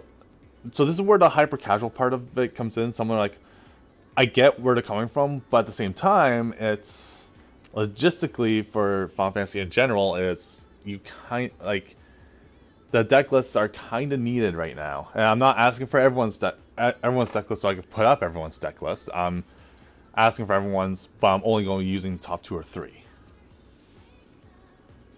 So it's a bit of a balance, but it gave me time to kind of not really sit down, but like kind of sit down, think about it, and talk to my boss and go, okay, how are we doing this? Yeah. So that break pretty much gave me a little bit of time, and the other thing is as well is that my locals, I talked to my boss and whatnot, and they both agree, going that this is a decent idea. Is we're welcoming anyone and everyone that is able and wants to come out to play. They can play. Yeah, I saw that too, and yeah, that looks nice. Especially, I guess anyone in the Kingston area can get out there, drive out there, and all that stuff, which I think is Or anyone, like, we're even if anyone from the States is even willing to make the trip, like, feel free. Yeah, no, I think for certain opening it up to pretty much everyone is like it's like beneficial for everyone because I mean like I know a lot of players around this particular area love to like travel. So when it come and by travel I mean like they love to like go to new locals and see what they're about. I mean, I told some of our um, player base in the Philly area that there was a new scene that was opening up kind of in Pennsylvania here. And immediately, like some of the people were already starting to organize like a little trip to check them out, see what their stuff is like. I mean, just having another place to play Final Fantasy is just, I mean, it means a lot to these guys because it just means like more time to like see what other people are doing, practice, learn about stuff that they are doing like differently than other locals. I mean, half the way that you get better is you just play different type of players. I mean, there's always going to be someone better than you, Yeah. like in the pool of like in the ocean of people. To just think that like you'll never be bested is kind of like foolhardy, but just being able to play those people and like see what they're doing differently. Maybe I don't know. Maybe I would have never done XYZ, but they did XYZ and it panned out for them. And then maybe it makes me think about how I play or like what I decide is like viable in like a game. It just changes the perspective towards that. So it's like super super good for people to kind of see what other people are doing. Helps with your own deck building, helps with you thinking about like the future of what you would like to do or what you find fun. And on top of that, like I think I touched on it briefly before, like you should never really go like super complacent with what you're playing with. Like you should always be evolving. That's like how you learn about like what you like and what you don't like, or how what you see is strong and what isn't strong. So yeah, it's just all around good, in my opinion. It makes the community stronger too, especially when you're Yeah. constantly meeting new people and all that kind of stuff. You're just solidifying the already growing community and a strong community, like people who are get along with each other well and all that stuff, right? Yeah, I can't tell you how many times like I've sat across from someone that I've never played before, and like we've chit chatted. I think even you and I, like the first time you and I played, we like were laughing the whole entire time because it was so close and it was like so to the like I don't know, to the top decks, and we were laughing because we were like, oh my gosh, what a good match. Like Oh yeah, every game we have against each other is always a fun time, and exactly, and we were able to do that and have a laugh, but we did it while being online. We didn't have to be in person for it. We were still having a laugh and a good time with it. yeah, you and I are like countries apart, but like you and I play very similar like styles of decks. Like we have like very similar styles of play. So like when we both sit across from each other, it's super interesting because I get to see like almost like a mirror image of myself playing in a particular way, and I'm like, oh my gosh, he's definitely gonna have that in hand. And then you play it, and I'm like, oh my god, I knew it. And then like we're laughing because like I don't know, that's how you grow as a player. You get to play different people, and I mean, you and I had a match. I think it was or on Friday. You and I had a match in which was like you were winning like super convincingly, and then out of nowhere I started like playing your cards, and then I was able to like I don't know, pull out a win strictly because of like randomness and like Yeah, and I couldn't help you but and I. laugh at that. I couldn't help but laugh at that point because I was kind of like, I think I even replied to you in the text. And I'm like, oh, you're beating me down with my own cards. Yeah, and I was like, I don't mean to. This is like all top deck luck. Like, I think I top decked your legendary that you had in the deck. That was like You top deck Glacia, Glacia was that? Oh boy, there's another. I think it was like another forward. Glacier, Rain, and like one you did other both. guy. Yeah, so having both of them, I was basically playing the core of your deck, and like I was like, oh my god, this is so strong. So then afterwards, since you and I had like such a good match, and I really liked what you were playing, I was like, hey, do you mind sharing the deck list? That way I can, emulate, build my own deck list, test out your Oh, deck list, my see what bad. I like. I didn't even notice that. My bad. Once it, It's okay. I'll get it up on. Well, actually, no. When FF decks finally get the card images up there, I will gladly share that deck list. Yeah, yeah. I just like being able to have that information on hand means that like as time goes on, since like I had fun and you had fun during that match, obviously like you're gonna want your opponents to like, I don't know, if they like what they are seeing across from you, like you shouldn't really have to guard it. Like that's a fun way for your opponent to be able to grow as a player and then come Mhm. back and then like, play some more games. I mean, like that's just Yeah. yeah. I totally agree with you there. I love sharing decks and I love checking out other decks because I mean, going back to my Yu-Gi-Oh days, I found that I had a lot of players I played against, friends included. Sometimes they're kind of like, it's like man, like I'd love to see your deck to see what you do, but a lot of people were so like, no, I don't want no one to know what's in this deck and all that kind of stuff. Yeah, it's just at the same time it's like if your deck is like runs off like a particular package, the likelihood is at some point in time FFDecks will have that information online. Like not just from Yeah. you. I mean like there are so many people in this universe that play very similarly. Like I was just saying like you and I play very similar styles of decks. So like the likelihood is someone's going to be able to like build something very similar. So kind of guarding it is like I mean, like I understand like people like have that need to like protect what's theirs and like what they consider like their baby, but like again, through the ethos, it will eventually get back to these people. So like, I don't know if they see something that you don't in your deck building, and they can I don't know make you a better deck builder because of it. I mean, like good on them. I mean, Definitely, I agree. Yeah. yeah, Um, but I don't know. sorry. Maybe that's like an unpopular, but like. I don't know. If I ever had the opportunity for someone to like me or like let me see what their list looks like so that I could maybe emulate it or like better myself. I mean, that's healthy for the community, that's healthy for the players cuz I mean, eventually you'll reach a point where you like no one gets good simply by tutoring themselves. Like you have to play other people, you have to learn, you have to take in information, you have to see things. I mean, there are rulings that I still get wrong, that I, Oh, you know, should know but fail to follow through on. So I mean, I'm the I same don't way. know. Every time, Mm. Yeah. every Thursday when I go over to my friend's house to play cards with the others, I swear to God, every night there's always this one question. Is like, I never ran into this. Yeah, no, it's just it's healthy to be able to like play against people because then you learn like, oh, okay, well like XYZ is actually how that gets played. So like the next time that I'm playing, like I'll know, okay, I need to do XYZ so that like my effects resolve and like that makes you a better player because then it means like for example, Digger did this on Friday where he lost a match to me the week before because he forgot to use his backup to cancel one of my summons. And then this time, last week, there was an instance where he could cancel a summon and he remembered through, like, I don't know, having it not work last time for him. He remembered to be able to do it and then he was able to cancel the summon.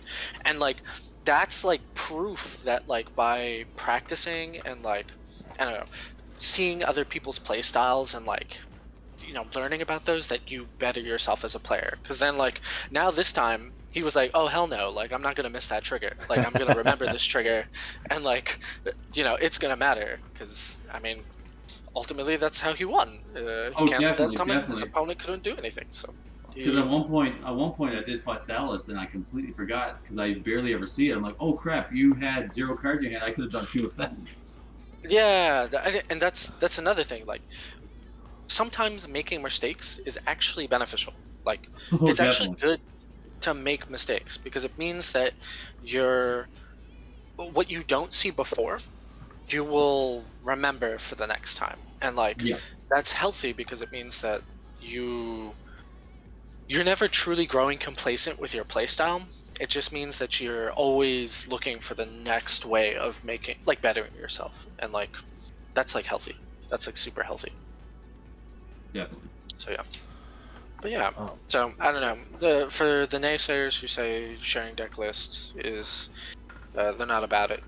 I mean, like I'd give it a chance. Just like give other people a chance to like get better, because I think in a hyper competitive scene, um, if people guard what they're playing, like people are going to grow dissatisfied very quickly. Yeah.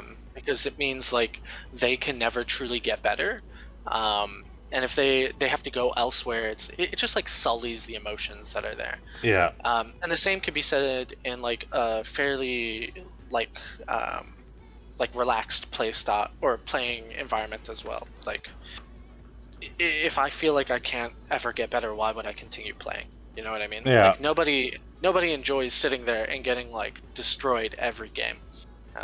So you gotta learn. Yeah, You gotta grow it's from that. it's a weird balancing act. Yeah. Oh, crap, I was gonna say something and now it was like there and gone. No worries. Oh, right. I just remembered. So me and another local player will be planning a trip to Florida actually some point in the winter. Nice. Nice. So, I mean, it's going to be a little bit hectic because, Toronto's airport's a mess right now. Hmm. It's actually rated currently one of the worst airports to try to travel in and out of right now. Sad times. Ouch. Really? Yeah, because I won't go into the politics of it, but let's just say it's such chaos that people are now bringing lots of carry-ons rather than checked luggage.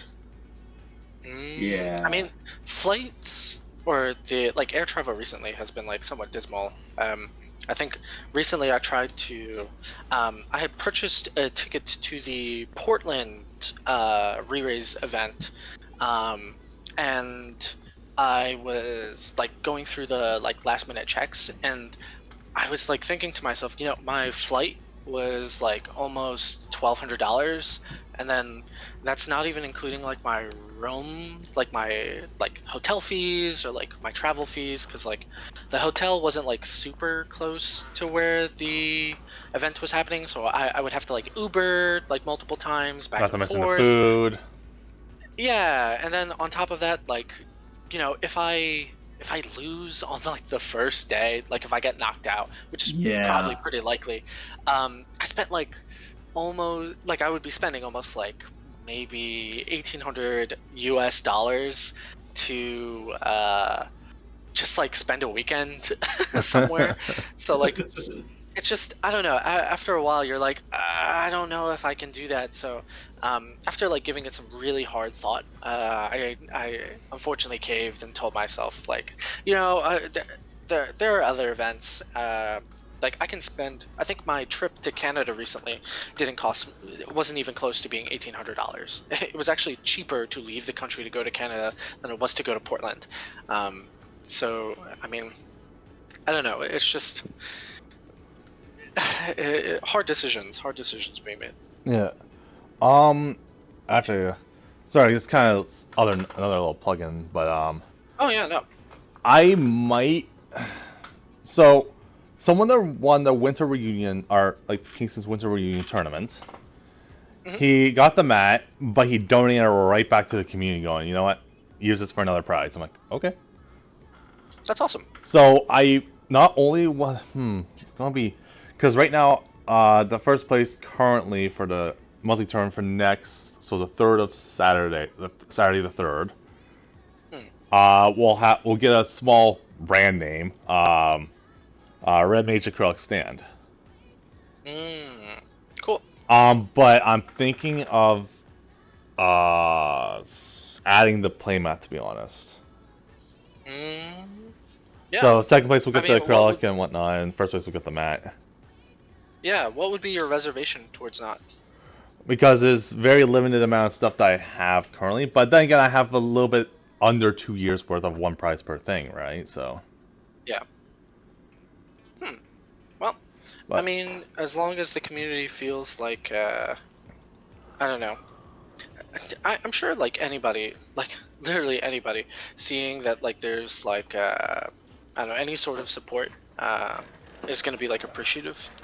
Like, I mean, that's just like how human nature is. Like, you get free stuff, you you say thank you, but I don't know. I'm just going through what I have. Some of them are like not really name brand, but they're neat little things. I have like 3 wall scrolls left, 2 large playmats. One you can plug into like a USB and and it has a thing that glows in the dark around the edges. That's pretty cool. I have still a Chocobo throw pillow, a Cactar throw pillow, brand name. The square-like ones? Yeah. Yeah, I have the Cactuar one. They're really cool. Then I also have like the Final Fantasy VII deck box from actually the Square Enix website. I have a little plush Sephiroth, Tom Berry, Chocobo Everybody, Red Mage and Black Mage. Out of the other acrylic stands other than Red Mage I have, I'm just going through them because like Sage, Reaper, Samurai, Gunbreaker, Blue Mage, and Astrologian. And obviously the playmat. And finally, which will probably be meant for the big hoo-ha type tournament for December, is the Final Fantasy Ultimania Archive for 789 art book for Yoshitaka Amano art. Wow, that's yeah. Nice. I think that's pretty cool. That's a lot of cool prizes. Yeah, for sure. Yeah, I kind of slightly went a little bit ham during 2020 and just stocked up. Because there's like nothing to do. I was like, okay, just have this on stock for later. Yeah, really. Yeah, but I mean, like, art books are like really. I mean, like, I don't know about other people, but like personally, like I have quite a bit of like. So one of my favorite games is like Monster Hunter, and like I've probably bought quite a bit, or maybe too much, of like some of the art stills and like some of the art books, like some of the cells that they had on sale for the series. So I mean, like, I don't know, as an appreciative person, like I don't want to say like a scholar for the arts, but I could definitely see how those are like very desirable like prizes. Another thing I was going at, other than anyone that's within 3 to 4 hour drive or otherwise able to come to Kingston, feel free. Because I actually used to make that drive to Brampton, almost to Brampton actually, a couple times. I think that's going towards the U.S. border in Ontario, I think. Anyway, the new scene that you mentioned, Quinn, is like 4.5 hour drive from Kingston. Yeah. So it's Yeah. Strangely enough, it's like it's only, I think when I looked during like one of the rush hour periods, so it came up as like an hour and 10 minutes. But like when I looked up recently, it's only maybe like an hour drive from where I am in Pennsylvania. So that's why I said like the Philly crew would definitely find that interesting. Or, I mean, I really haven't had time to tell some of the other locals that I go to, but I'm sure they would be all interested in like popping up to places like that. So the shop does again, it's cool. the shop does have its own singles that will now. We were getting them made. Someone's going whatever, and I finally got some of the singles back. But long story short, the pages are a little scuffy, but the cards are fine. The binders are a little scuffy, but the cards are fine in the pages. Yeah, my binder's the same way. So, but we do have a rarity binder. We do have singles, bulk singles, if people want to go through them. The rarity binder obviously is going to have its separate pricing. Sure. But the bulk singles, honestly, are like 25 cents per card. 25 Canadian That's pretty cents. reasonable. Yeah. The last thing I want to say for like trip wise, when me and the other local player in Kingston here go down to Florida, we will be bringing a couple other extra little goodies to give out as gifts. Oh, that's cool. Yeah, as kind of going, hey, thank you for hosting, whatever, blah blah blah. Here you go. Well, that's cool. Yeah, they're like custom little like stuff, like deck dividers and all that stuff that generally the OSS uses for stuff that you get on entry. Which Yeah, actually, sorry. Pretty spicy stuff. Oh no, I mean, free is great stuff. Anybody who doesn't appreciate free doesn't. I mean, they don't know how to live in. But other than that, I think those are like generally the prizes. So in terms of the size of the playmat, It's basically a whole like wide desk size playmat. Hmm.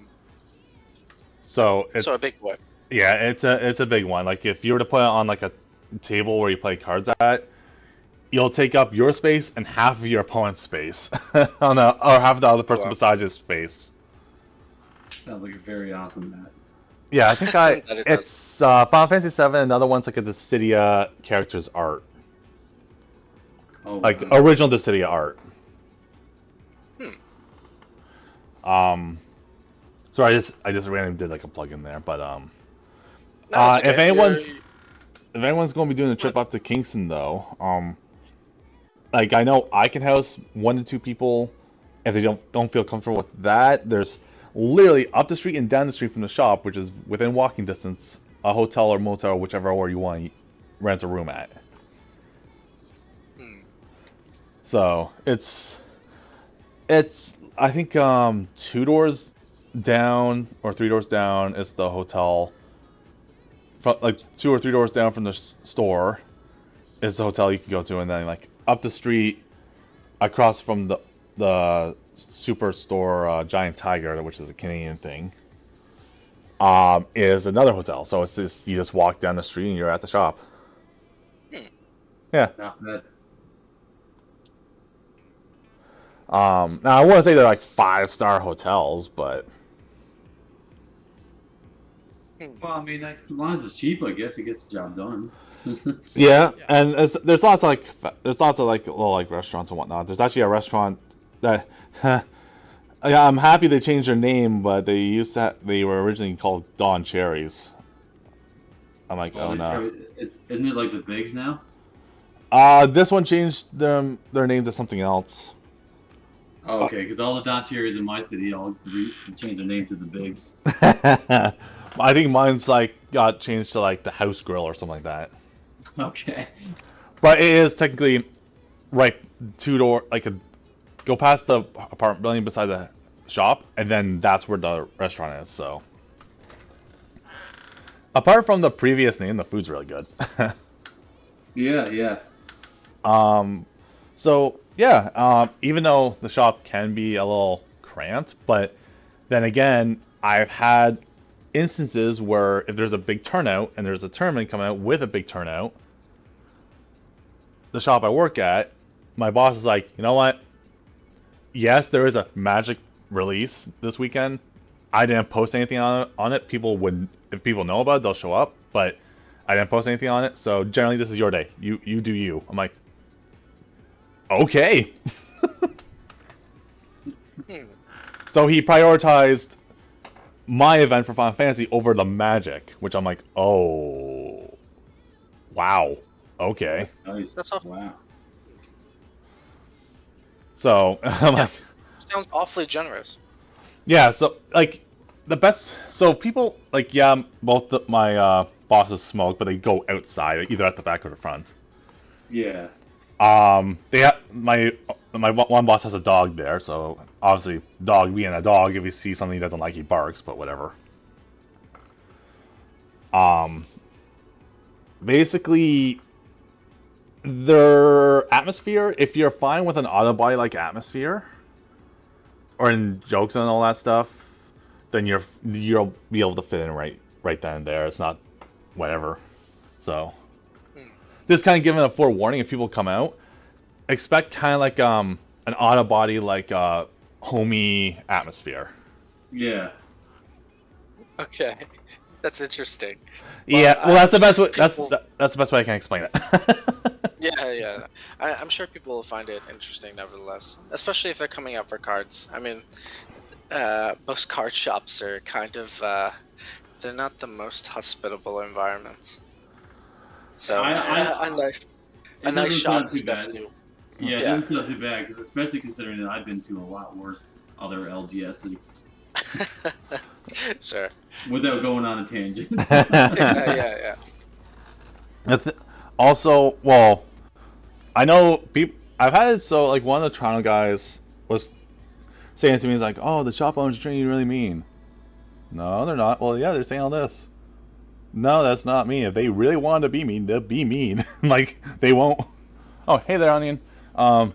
But yeah, they would let me know that their intentions is to be cruel, like.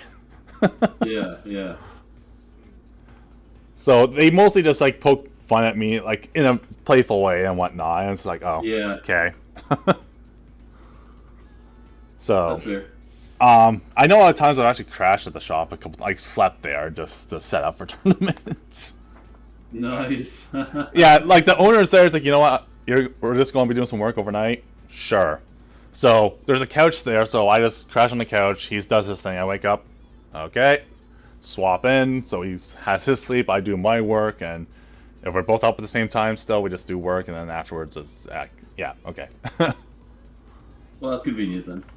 Yeah, and it's an interesting thing, but it's really interesting and weird when when me and the boss are just at the shop setting up for tournaments, and it's just us in the middle of the night doing so. Yeah. But the shop does have a streaming table as well. Oh wow, that's awesome. Yeah, it's kind of in the basement where there are some tables. We kind of joke call it a dungeon, but it's extra space if need be. So we can also stream. There is a TV down there, so if we need to stream like the pairings or anything like that, we just put on a TV down there. That's good. At least that's good that he's able to accommodate. Yeah. It's one of those, oh, this is how many people are coming? Okay, let's get to work. Yeah, exactly. Start moving shit around. Yep. They were one of the first stores, I think, in Canada, or when Square Enix started. Oh, we're doing all right there, Onion. How are you? I think we're one of the first stores when Square Enix released their tournament program. I immediately saw the post and I'm like, okay, I'm signing you up for this. Why are you on my computer? I'm signing up for the tournament program. Shut up. Yeah. The only thing I just don't like is about the Square Enix site to get store locations is that it doesn't seem to send the email needed to the shop. Oh, yeah. I'm like, why? I told Square Enix, I was like, yeah, we're trying to work on that. I'm like, apparently, but Yeah, that would be nice to have though. the only shop that is listed in Kingston is one that doesn't support it anymore. I'm like, why? Oh. I was like, oh boy.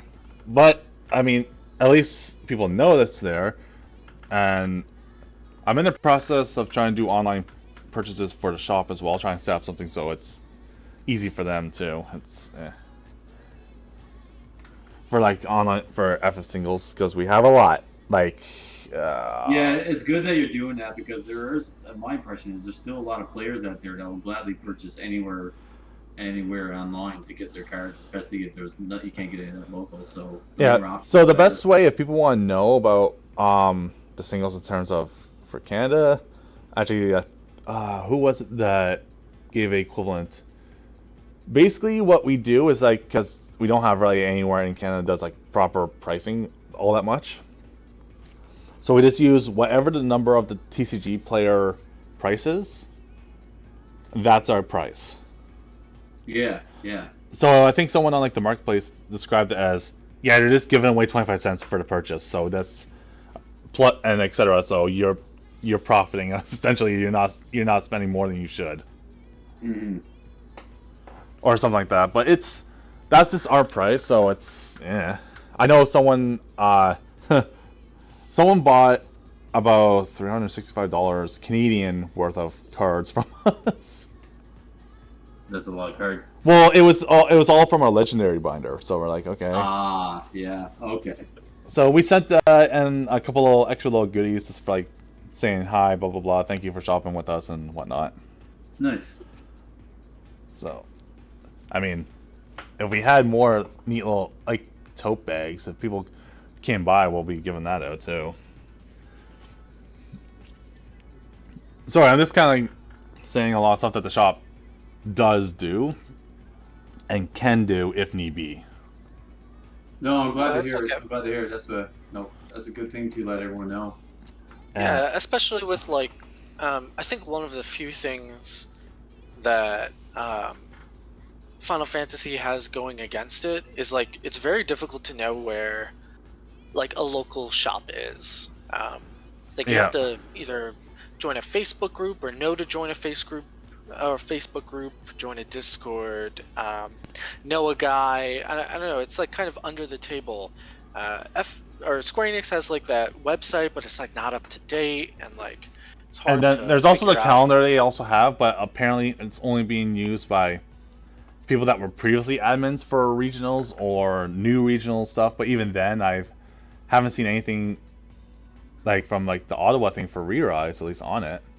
So I don't. Yeah, It's it's like, just it's hard. It's hard for anyone to like really know what these stores have available. Like you might find a store that has like Final Fantasy product, but they haven't had a scene for a while, or they have a scene but there's no product. So it's good to know that I guess like these locals exist, or it's good to hear when a locals has certain things going on. That way, people can gauge and say like, oh, okay, well, I need to. If I'm in Canada and I need to go somewhere for singles, like, oh yeah, Digger was talking about that place. Let me go there, or buy from them online, yeah. like stuff I know like the that. shop is also looking. We just don't know how to really gauge it in terms of for Final Fantasy, but we're looking to try to get a want list going for people. Like we'll get a want list. We come across it. We do whatever trade for like the high rarity cards, like either high rarity foils or otherwise. We'll buy those with for store credit, and then so on and so forth. So we're slowly trying to get into the single scene, but we just don't know how to properly gauge a want list for people that are looking for stuff. Yeah, I mean, normally I think just to give you like perspective, I think a majority here in the States, it's like it's either TCG player or Troll and Toad, like or Cards of Ivalice. Like those are really, it seems like the only places where people were getting pricing for cards. So a store wouldn't even do the work of figuring out whether or not a card was expensive. They would just look on any one of those sites and then just gauge whether or not it was valuable enough to like keep an inventory. Um, and again, like that's never really known until like the meta like starts to define itself. So like some places, I think originally when Baraska's Final Aeon got printed, some places had it for like $3 on their website, and Oh, now wow. the card was, yeah. It's just the store didn't really know what or knew what they had, and they had no one who was invested enough to kind of look into the card prices outside of what they were seeing online. Yeah. So, and unfortunately, a lot of those stores don't keep up with the meta. So, as the meta starts to develop, the prices don't really change at some of these locations. So sometimes they'll get scalped by some people who see that their cards are really cheap and then resell them on TGC Player. It's kind of a shame, but I mean, Yeah, it's I good mean, there's to have a place that's like actively looking at want lists, buy lists, creating those things, because then it means more fair pricing for people. mm-hmm. So yeah. Now I actually wanted to get a. Here's the question in terms of locals or local scenes. Sure. What is usually your entry for your any tournament? Actually, for any tournaments, really, for any card games. Because I know. It depends. Okay. It depends on like how generous the locals wants to be towards pricing. So I'll give you an example. Today, there is a pre-release at one of the locals that I go to. They advertised on their website that the pre-release for the kit and the entry fee to the pre-release would be 60 US American dollars, so Okay. USD, which is quite expensive. But the prize pool is that first place will get $40 in either cash or store credit. Mhm. Second place will get $20 store or cash credit. And then third place will get, I think it was like 10 or 15, which is quite generous if you think about it, because not only are you getting promos, you're also getting packs, and then you're getting this store credit, which explains the pricing of why the pre-release kit is so expensive in that store. Then there are other places that I know that are doing pre-release where it's $45 for your pre-release kit, and then you get like a pack based on like I think first place takes everything. But like again, these places are gauging their populace on what they like to do.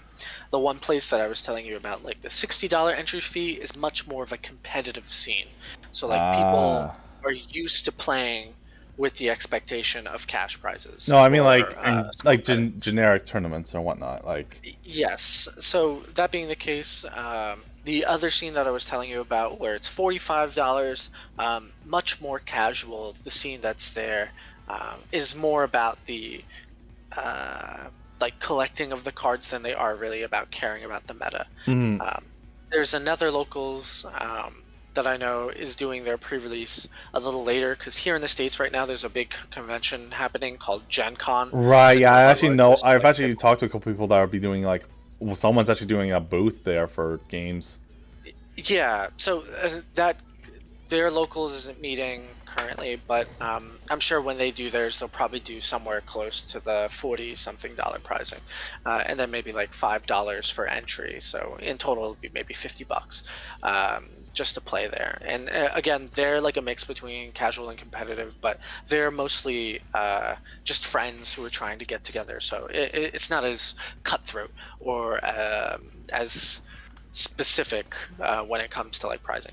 So I feel like to answer your question in kind of a roundabout way, when it comes to pricing for things, I think generally gauging what the interests of the player group is probably going to help you decide what your pricing should look like. If your player group isn't really interested in like, I don't know, first place getting like $40, then it's not going to matter to them. Like even if they were to get it, like they're not going to feel anything about it. But if they care more about like, I don't know, getting free packs so that they can open more cards, then like to them that matters. So like, you know, giving them, I don't know, the 40 some dollar entry fee for the pre-release kit, and then like, I don't know, gauge and see like, okay, well if they paid $45 for this, then like I can afford as the store to give them like packs or promos as like things that they're winning. So maybe that matters more to them then. Well, But the again, part of the question was, like, I get that, but part of the question was, what are the prices for generic entry, like $10, $5, 15, or something like that, right? Just to enter into a yeah, tournament and maybe get like a promo or something like that. Like, what's your guys' I generic mean, of something like that? Like, do you usually see $5 entry more, $10 entry more, or? so it kind of harkens back to like the same scenario. Like at the one locals, that's much more competitive. Like when you win, you get the foil full art promo of Yeah. whatever it is that month, and then on top of that, you end up winning like 2 or 3 packs, or maybe I think it's 4 packs, depending. So that'll be Um, like $5 or $10 which entry. is I think for that one, I think it's about $10 entry US dollars. Okay. And then the other one, which is much more casual, um, it's about like $5 or $6 for entry, but your only prize is like a single pack and like maybe a promo, but promo of your choosing. So it's kind of like that one I feel like is much more left up to the player group. I know the other locals that I go to, um, they don't have an entry fee for their prizing. Hello, You nostalgic. just simply show up and play, and the reason that is because they take into effect that the cost of that prizing, and they put it into their product listing. So Yeah. like their starter decks might be $1 or $2 more, but the community doesn't have to worry about paying for like tournaments or things like that, because the prices are reflected in their product. So they don't have to like, I don't know, they don't have to ask from anyone. So they're making their money either way. So again, Yeah. it really depends on like what you specifically and your locals particularly want to Well, see well, reflected. we're going to be doing $5 entry regardless, but I just want to get a general like kind of consensus. I think that's the word I'm looking for. Like a consensus, yeah. Yeah, yeah. No, Of that's understandable. I mean, again, you would know better about your community than I. I just here in the States, like from the three that I go to often, I know that they're the way that they support their community is vastly different. There's a fourth community that also exists, but they're mostly collectors, so like it's hard to gauge how they feel about anything because normally they don't really meet up often. They only do it like when pre-release or like when tournaments are happening. So um, it's kind of hard to gauge or like put like a definitive like $10 is fair. Because again, if you're on a casual sense, like a casual player, $10 might sound like a lot. But if you're a competitive player, like who buys, I don't know, full art cards often, or like maybe is building the meta, spending like $10-15 might seem lucrative because I mean, if you're winning, you're getting $40, so you just made money. So like, to them it matters. So I don't know. Long around way of trying to explain like pricing. Okay. When we had tournaments here, well, we don't right now, it's the pandemic. But when we did, I feel like our entry fee was always $5. Okay. What I can't remember is can't remember if your $5 is your entry, but I can't remember if everyone was guaranteed a pack or not. That part I can't remember.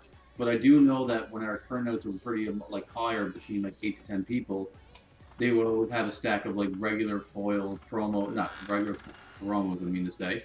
So they would just get those out to people, and people would just randomly like drop from it to see what kind of like promos and that they get. And of course, the top players would get packs and stuff like that. And I think whenever the product was there, the top players would also get like pick from certain foil promos. Yeah. Yeah, that's And kind of how we did it. and Onion has just said that his locals is $5 as well, guaranteed pack, blah blah blah. Two. Okay, so maybe I was guaranteed back too. Yeah, so it says guaranteed pack, get two foil promos, third and fourth get non-foil, and there's a random roll for 3 or more, normally non-foil promo. That's what his locals was doing. Okay, Yeah, I mean, if that's very that similar works, to mine. yeah, I mean, if that works for them, then that works for them. At the end of the day, it really has to reflect the player group that you have there, and if they're okay with like, I don't know, spending like I don't know $5 to get like a promo and a pack, like good on them. But like if they, I don't know, it sounds like your locals is like much more like from what you were saying is like much more casual, so like the Yeah. $5 entry might actually seem much more doable than like if they have to spend like I don't know $10-15 on prizing. Yeah. Well, I know obviously what we do is for prizing is give out an extra prize for first, plus their name on a monthly winner plaque, so their name's up on that in the shop. We do have like a leaderboard, but we filled that in later. Oh, Anya's saying that they're basically casual. But oh, online too. Oh wow. Okay. So we do that. First place gets the foil, then going down the list gets the regular, and then second place usually goes into choosing something else. And then obviously the money goes in there is given out to their credit, and then we divvy up accordingly, right? So either they can spend that winning credit on product, or they get to bank it. Yeah. Sure. So that's just what we do, but then obviously can't please everyone. The hyper casual players are like, it's too expensive, blah blah blah, and we're kind of going, we only do one entry tournament a month. Yeah. Like, Yeah. you can save $5 from for each month to just enter into one tournament. Exactly. $5 get you exactly everything you just said, and plus $5 just get you, out to a place where you can play card games Yeah. also. For sure. Yeah. Oh yeah, so I'm saying that there's a point system too, but for theirs and pricing, blah blah blah. For that has been pretty stale, but Basically, the more you play, the more points. Okay, yeah, yeah. Actually, speaking of points, I know my house league is using a point system, so at the end of each month, they are going to get custom prize, regardless, without That's cool. without really an entry per se. So, Hmm. but Makes sense. yeah. So the point isn't really meant to win in the house league; it's just meant to rack up as much points as possible. Yeah. Um, but yeah, that's generally how my locals is going. But like I said, there has been some pushback from other hyper casual players, like, oh, that's too much. I'm like, that's pretty standard these days, especially now. Like Yeah. most places are jumping to $10 that I know of.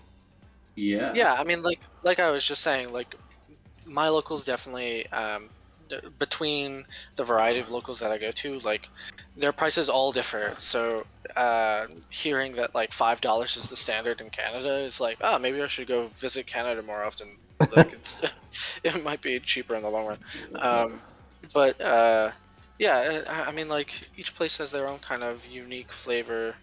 It would seem to like how they do or they operate their communities. So that's healthy.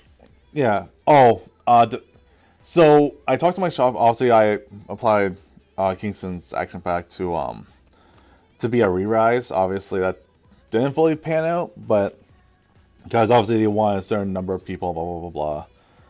Which is weird because we can house more than the one re-rise house that was in the States. Like at shop location, when we put our minds to it, we can get um literally, my one boss said, "Yeah, I could just rent one of those tents the small tents they use at weddings and just put it in the back parking lot. People can play there." Yeah. Yeah. So he said, "I can rent one of those for really cheap, for like a patio outside. Not ideal, but it'll give us way more space than whatnot. And we have obviously the basement, blah blah blah. We have the one thing, but they said if need be, we'll rent basically a convention hall or whatever the heck. Just like if you're walking, it's like with traffic and whatnot, it's like 20-30 minutes, but it's really not that far. It's just down the street, parallel from like down the street over to the next thing, down it, and then there you go. And it has like internet and everything else, right? So That don't sound too bad either. no, it's not that far of a walk from the shop and everything else, right? Yeah. But they said, yeah, we'll do what we can to accommodate stuff. Like, And nothing Yeah, came I of mean, it? like I could definitely see how if you didn't have like a gauged number of like how many people you were supposed to get, it might matter because like if you're only expecting like I don't know 25 people and like 50 people show up, like that might be problematic. But if you have the store capacity for it, yeah, I mean, yeah, true I enough. don't know. Yeah, Mr. Rogue, yeah, it makes sense, especially for outside. But like, well, the the point is that yeah, we have space for outside if need be, but um, it's the principle of it is that they were willing to accommodate what they could for the stuff. Actually, here's the kicker. Now that you brought up Mr. Rogue, for travel and whatnot, they were willing to hire like a bus driver with a bus. Would have been a school bus because I have connections with that. Um, I remember you saying that, yeah. yeah. So if it's like from one spot down to Kingston and then back, like if need be, if they're able to do the pricing and whatnot correctly and whatnot, they'll go, yeah, if you're at one spot, everyone gets picked up there and then just keeps going down to Kingston. Or just from the airport in Kingston all the way down to the shop and whatnot. They're willing to go that far. I'm like, you sure? It's like, yeah, we could if we were able to do it. I'm like, oh. Wow. So I'm like, at first I thought like, oh, were you joking? It's like, no, we were actually thinking about that. Oh.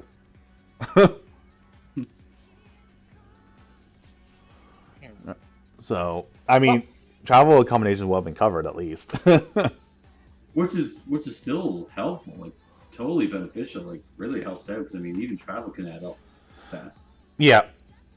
So, other than that, I think yeah. What correctly, but oh, okay. So So fact, but I mean, there was already complaints about lack of info pricing for the side event. This goes for re-rise in the forums. Players want stuff for free and reduce costs. So the info, I'm working with the shop owner on that one. Oh my god, excuse me. I'm working with the shop owner. I'm thinking about either going to be standard or title format. I still have to talk to him. Ultimately, it's up to him what he wants for that. But for those that take part, yeah. Those that take part in the regional, if they don't make top 16, they can take part in the side events for an extra $20, and they get all the extra little goodies that the OSS will provide. So like from like a custom art playmat. Oh my god, I am so sorry about that. From the custom art playmat to maybe custom counters, maybe some boxes, some boxes. Oh my god, what the? Give me a second. Yeah. So, I don't actually have the chat open, but if anyone wanted to read what the chat said, that way we could be on the same page. Okay, yeah. That's not quick.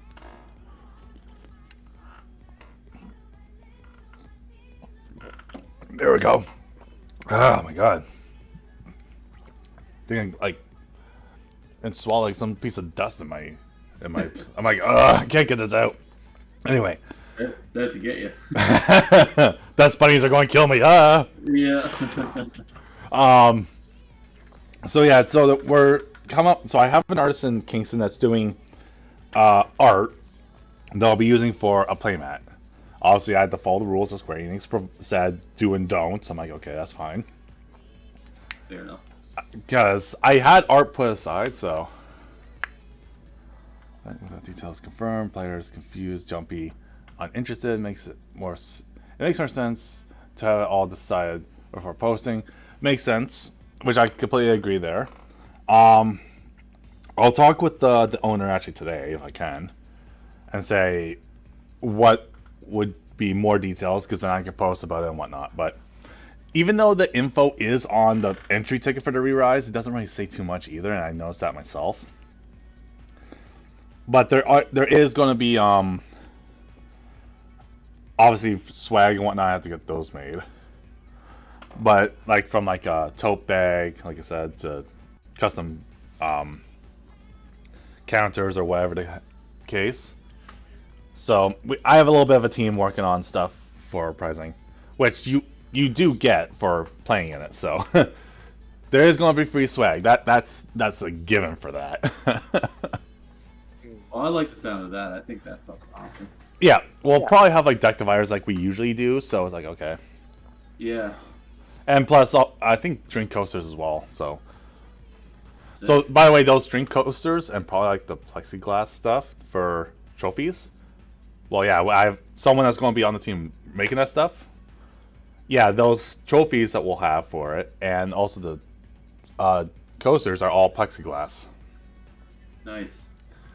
So, and as of these days, even still, plexiglass is expensive. Yeah, sounds like it. So. Oh yeah, if it's anything like the way lumber and everything was during the pandemic, all that kind of stuff just shot up in price.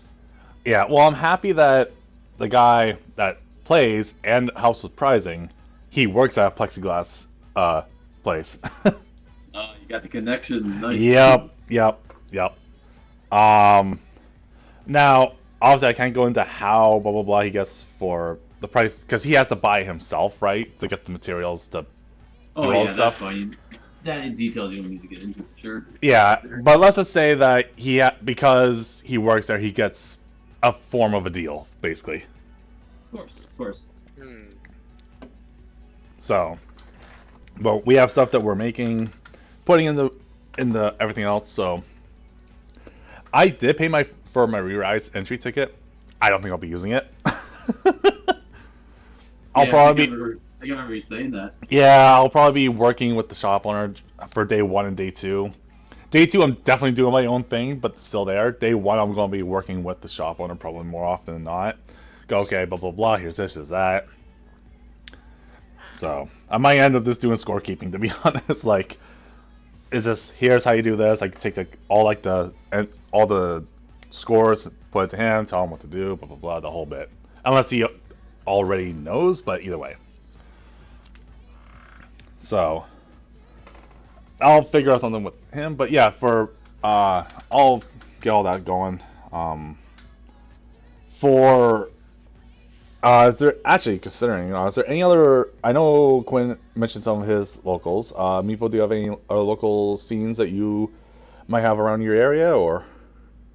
No, we're still trying to work on that right now. Like our local LGS doesn't have anything yet, but I have been talking to them, and we're just trying to find a good time to bring the scene back to the store because I know Rebellion's Call is around the corner, but locally right now you have a lot of people, especially with summer going on. A lot of people are on vacation. They're either just taking advantage of the good weather we have here in Newfoundland, because for the most part we always have bad weather in the summertime in Newfoundland. So the scene right now, yeah. So the scene right now is it's just a lot lower player base. So my hope is that when fall comes around, then I'll start talking to the store and everything again about getting the tournament scene on the go. But while that's on hold, one of my friends here, who's been hosting game night at his house every Thursday, he's basically doing what he can right now to bring product here in general in case people still want to buy packs. Once the players come back from their summer vacations and their projects and stuff, he's going to start doing his own little local tournament in his own house, kind of like what you're doing at your house and that stuff, right? So that's slowly getting on the go. Other than that, I'd say exactly what I said before. I mean, once a Rebellion Call and everything comes out, you'll probably just start doing stuff like that. And our player base is growing. I'm happy to say, like a lot of people who our existing players are coming back to play more often now, and within the last 2 months, we must have had at least 4 new players, which is pretty big for us. Yeah. Yeah. I would say in the PA scene, we've gained maybe. So we were like, I would say there was maybe 27, almost 30 players before, and with maybe in the last, I'd say, the last maybe 3 months between the two locals, we've gained maybe like 4 people. So I mean that's already like we're already breaking the 30. So Good. that's already healthy. I mean that's 30 players between 2 different scenes. But I mean like a lot of the people like jump between places. And I know one of my friends who runs a place in Paoli. He's been consistently. I haven't been there in a while just because I've been busy, but I know he's had some new faces show up as well. So I'm sure. It just seems like as the game ages, and the pandemic kind of. The restrictions are becoming a little more lax here in the States. People are just more curious about going out, finding out, what they've been missing while they've been, kind of isolating. And that's led people to be like, oh, okay, well, I missed a bunch of sets of Magic. And to get back into Magic might be too expensive. What else is there? And if they hear about Final Fantasy, they're like, oh yeah, I've played those games before, XYZ, and it just seems to be a great game to get into, especially when it comes down to like mechanics. I mean, honestly, and I have like I have a lot of people. Oh, sorry, you keep going. Oh no, go ahead. No, by all means. I was simply going to say, yeah, and I find here locally too, there's still so many people who play card games in general who's never even heard of the fact that there's even a Final Fantasy card game. So like. If I had a dollar. Whether I'm at work or not, I'm constantly bringing it up when the opportunity comes to work. Is like, oh, you're talking card games, and the Final Fantasy, and you're like, what? Especially if they're Final Fantasy 14 players, because especially when Opus 14 came out and all the Primals came out, every time someone at work brought up Final Fantasy 14, is like, oh, those Primals guys you like? Well.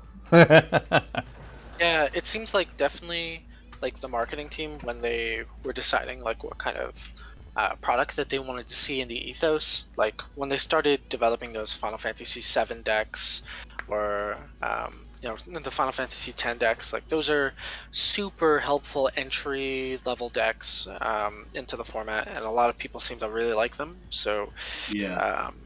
you get a lot of people that are like, oh yeah, I love Final Fantasy X. Let me buy a starter deck, and then I don't know, it becomes a slippery slope after that.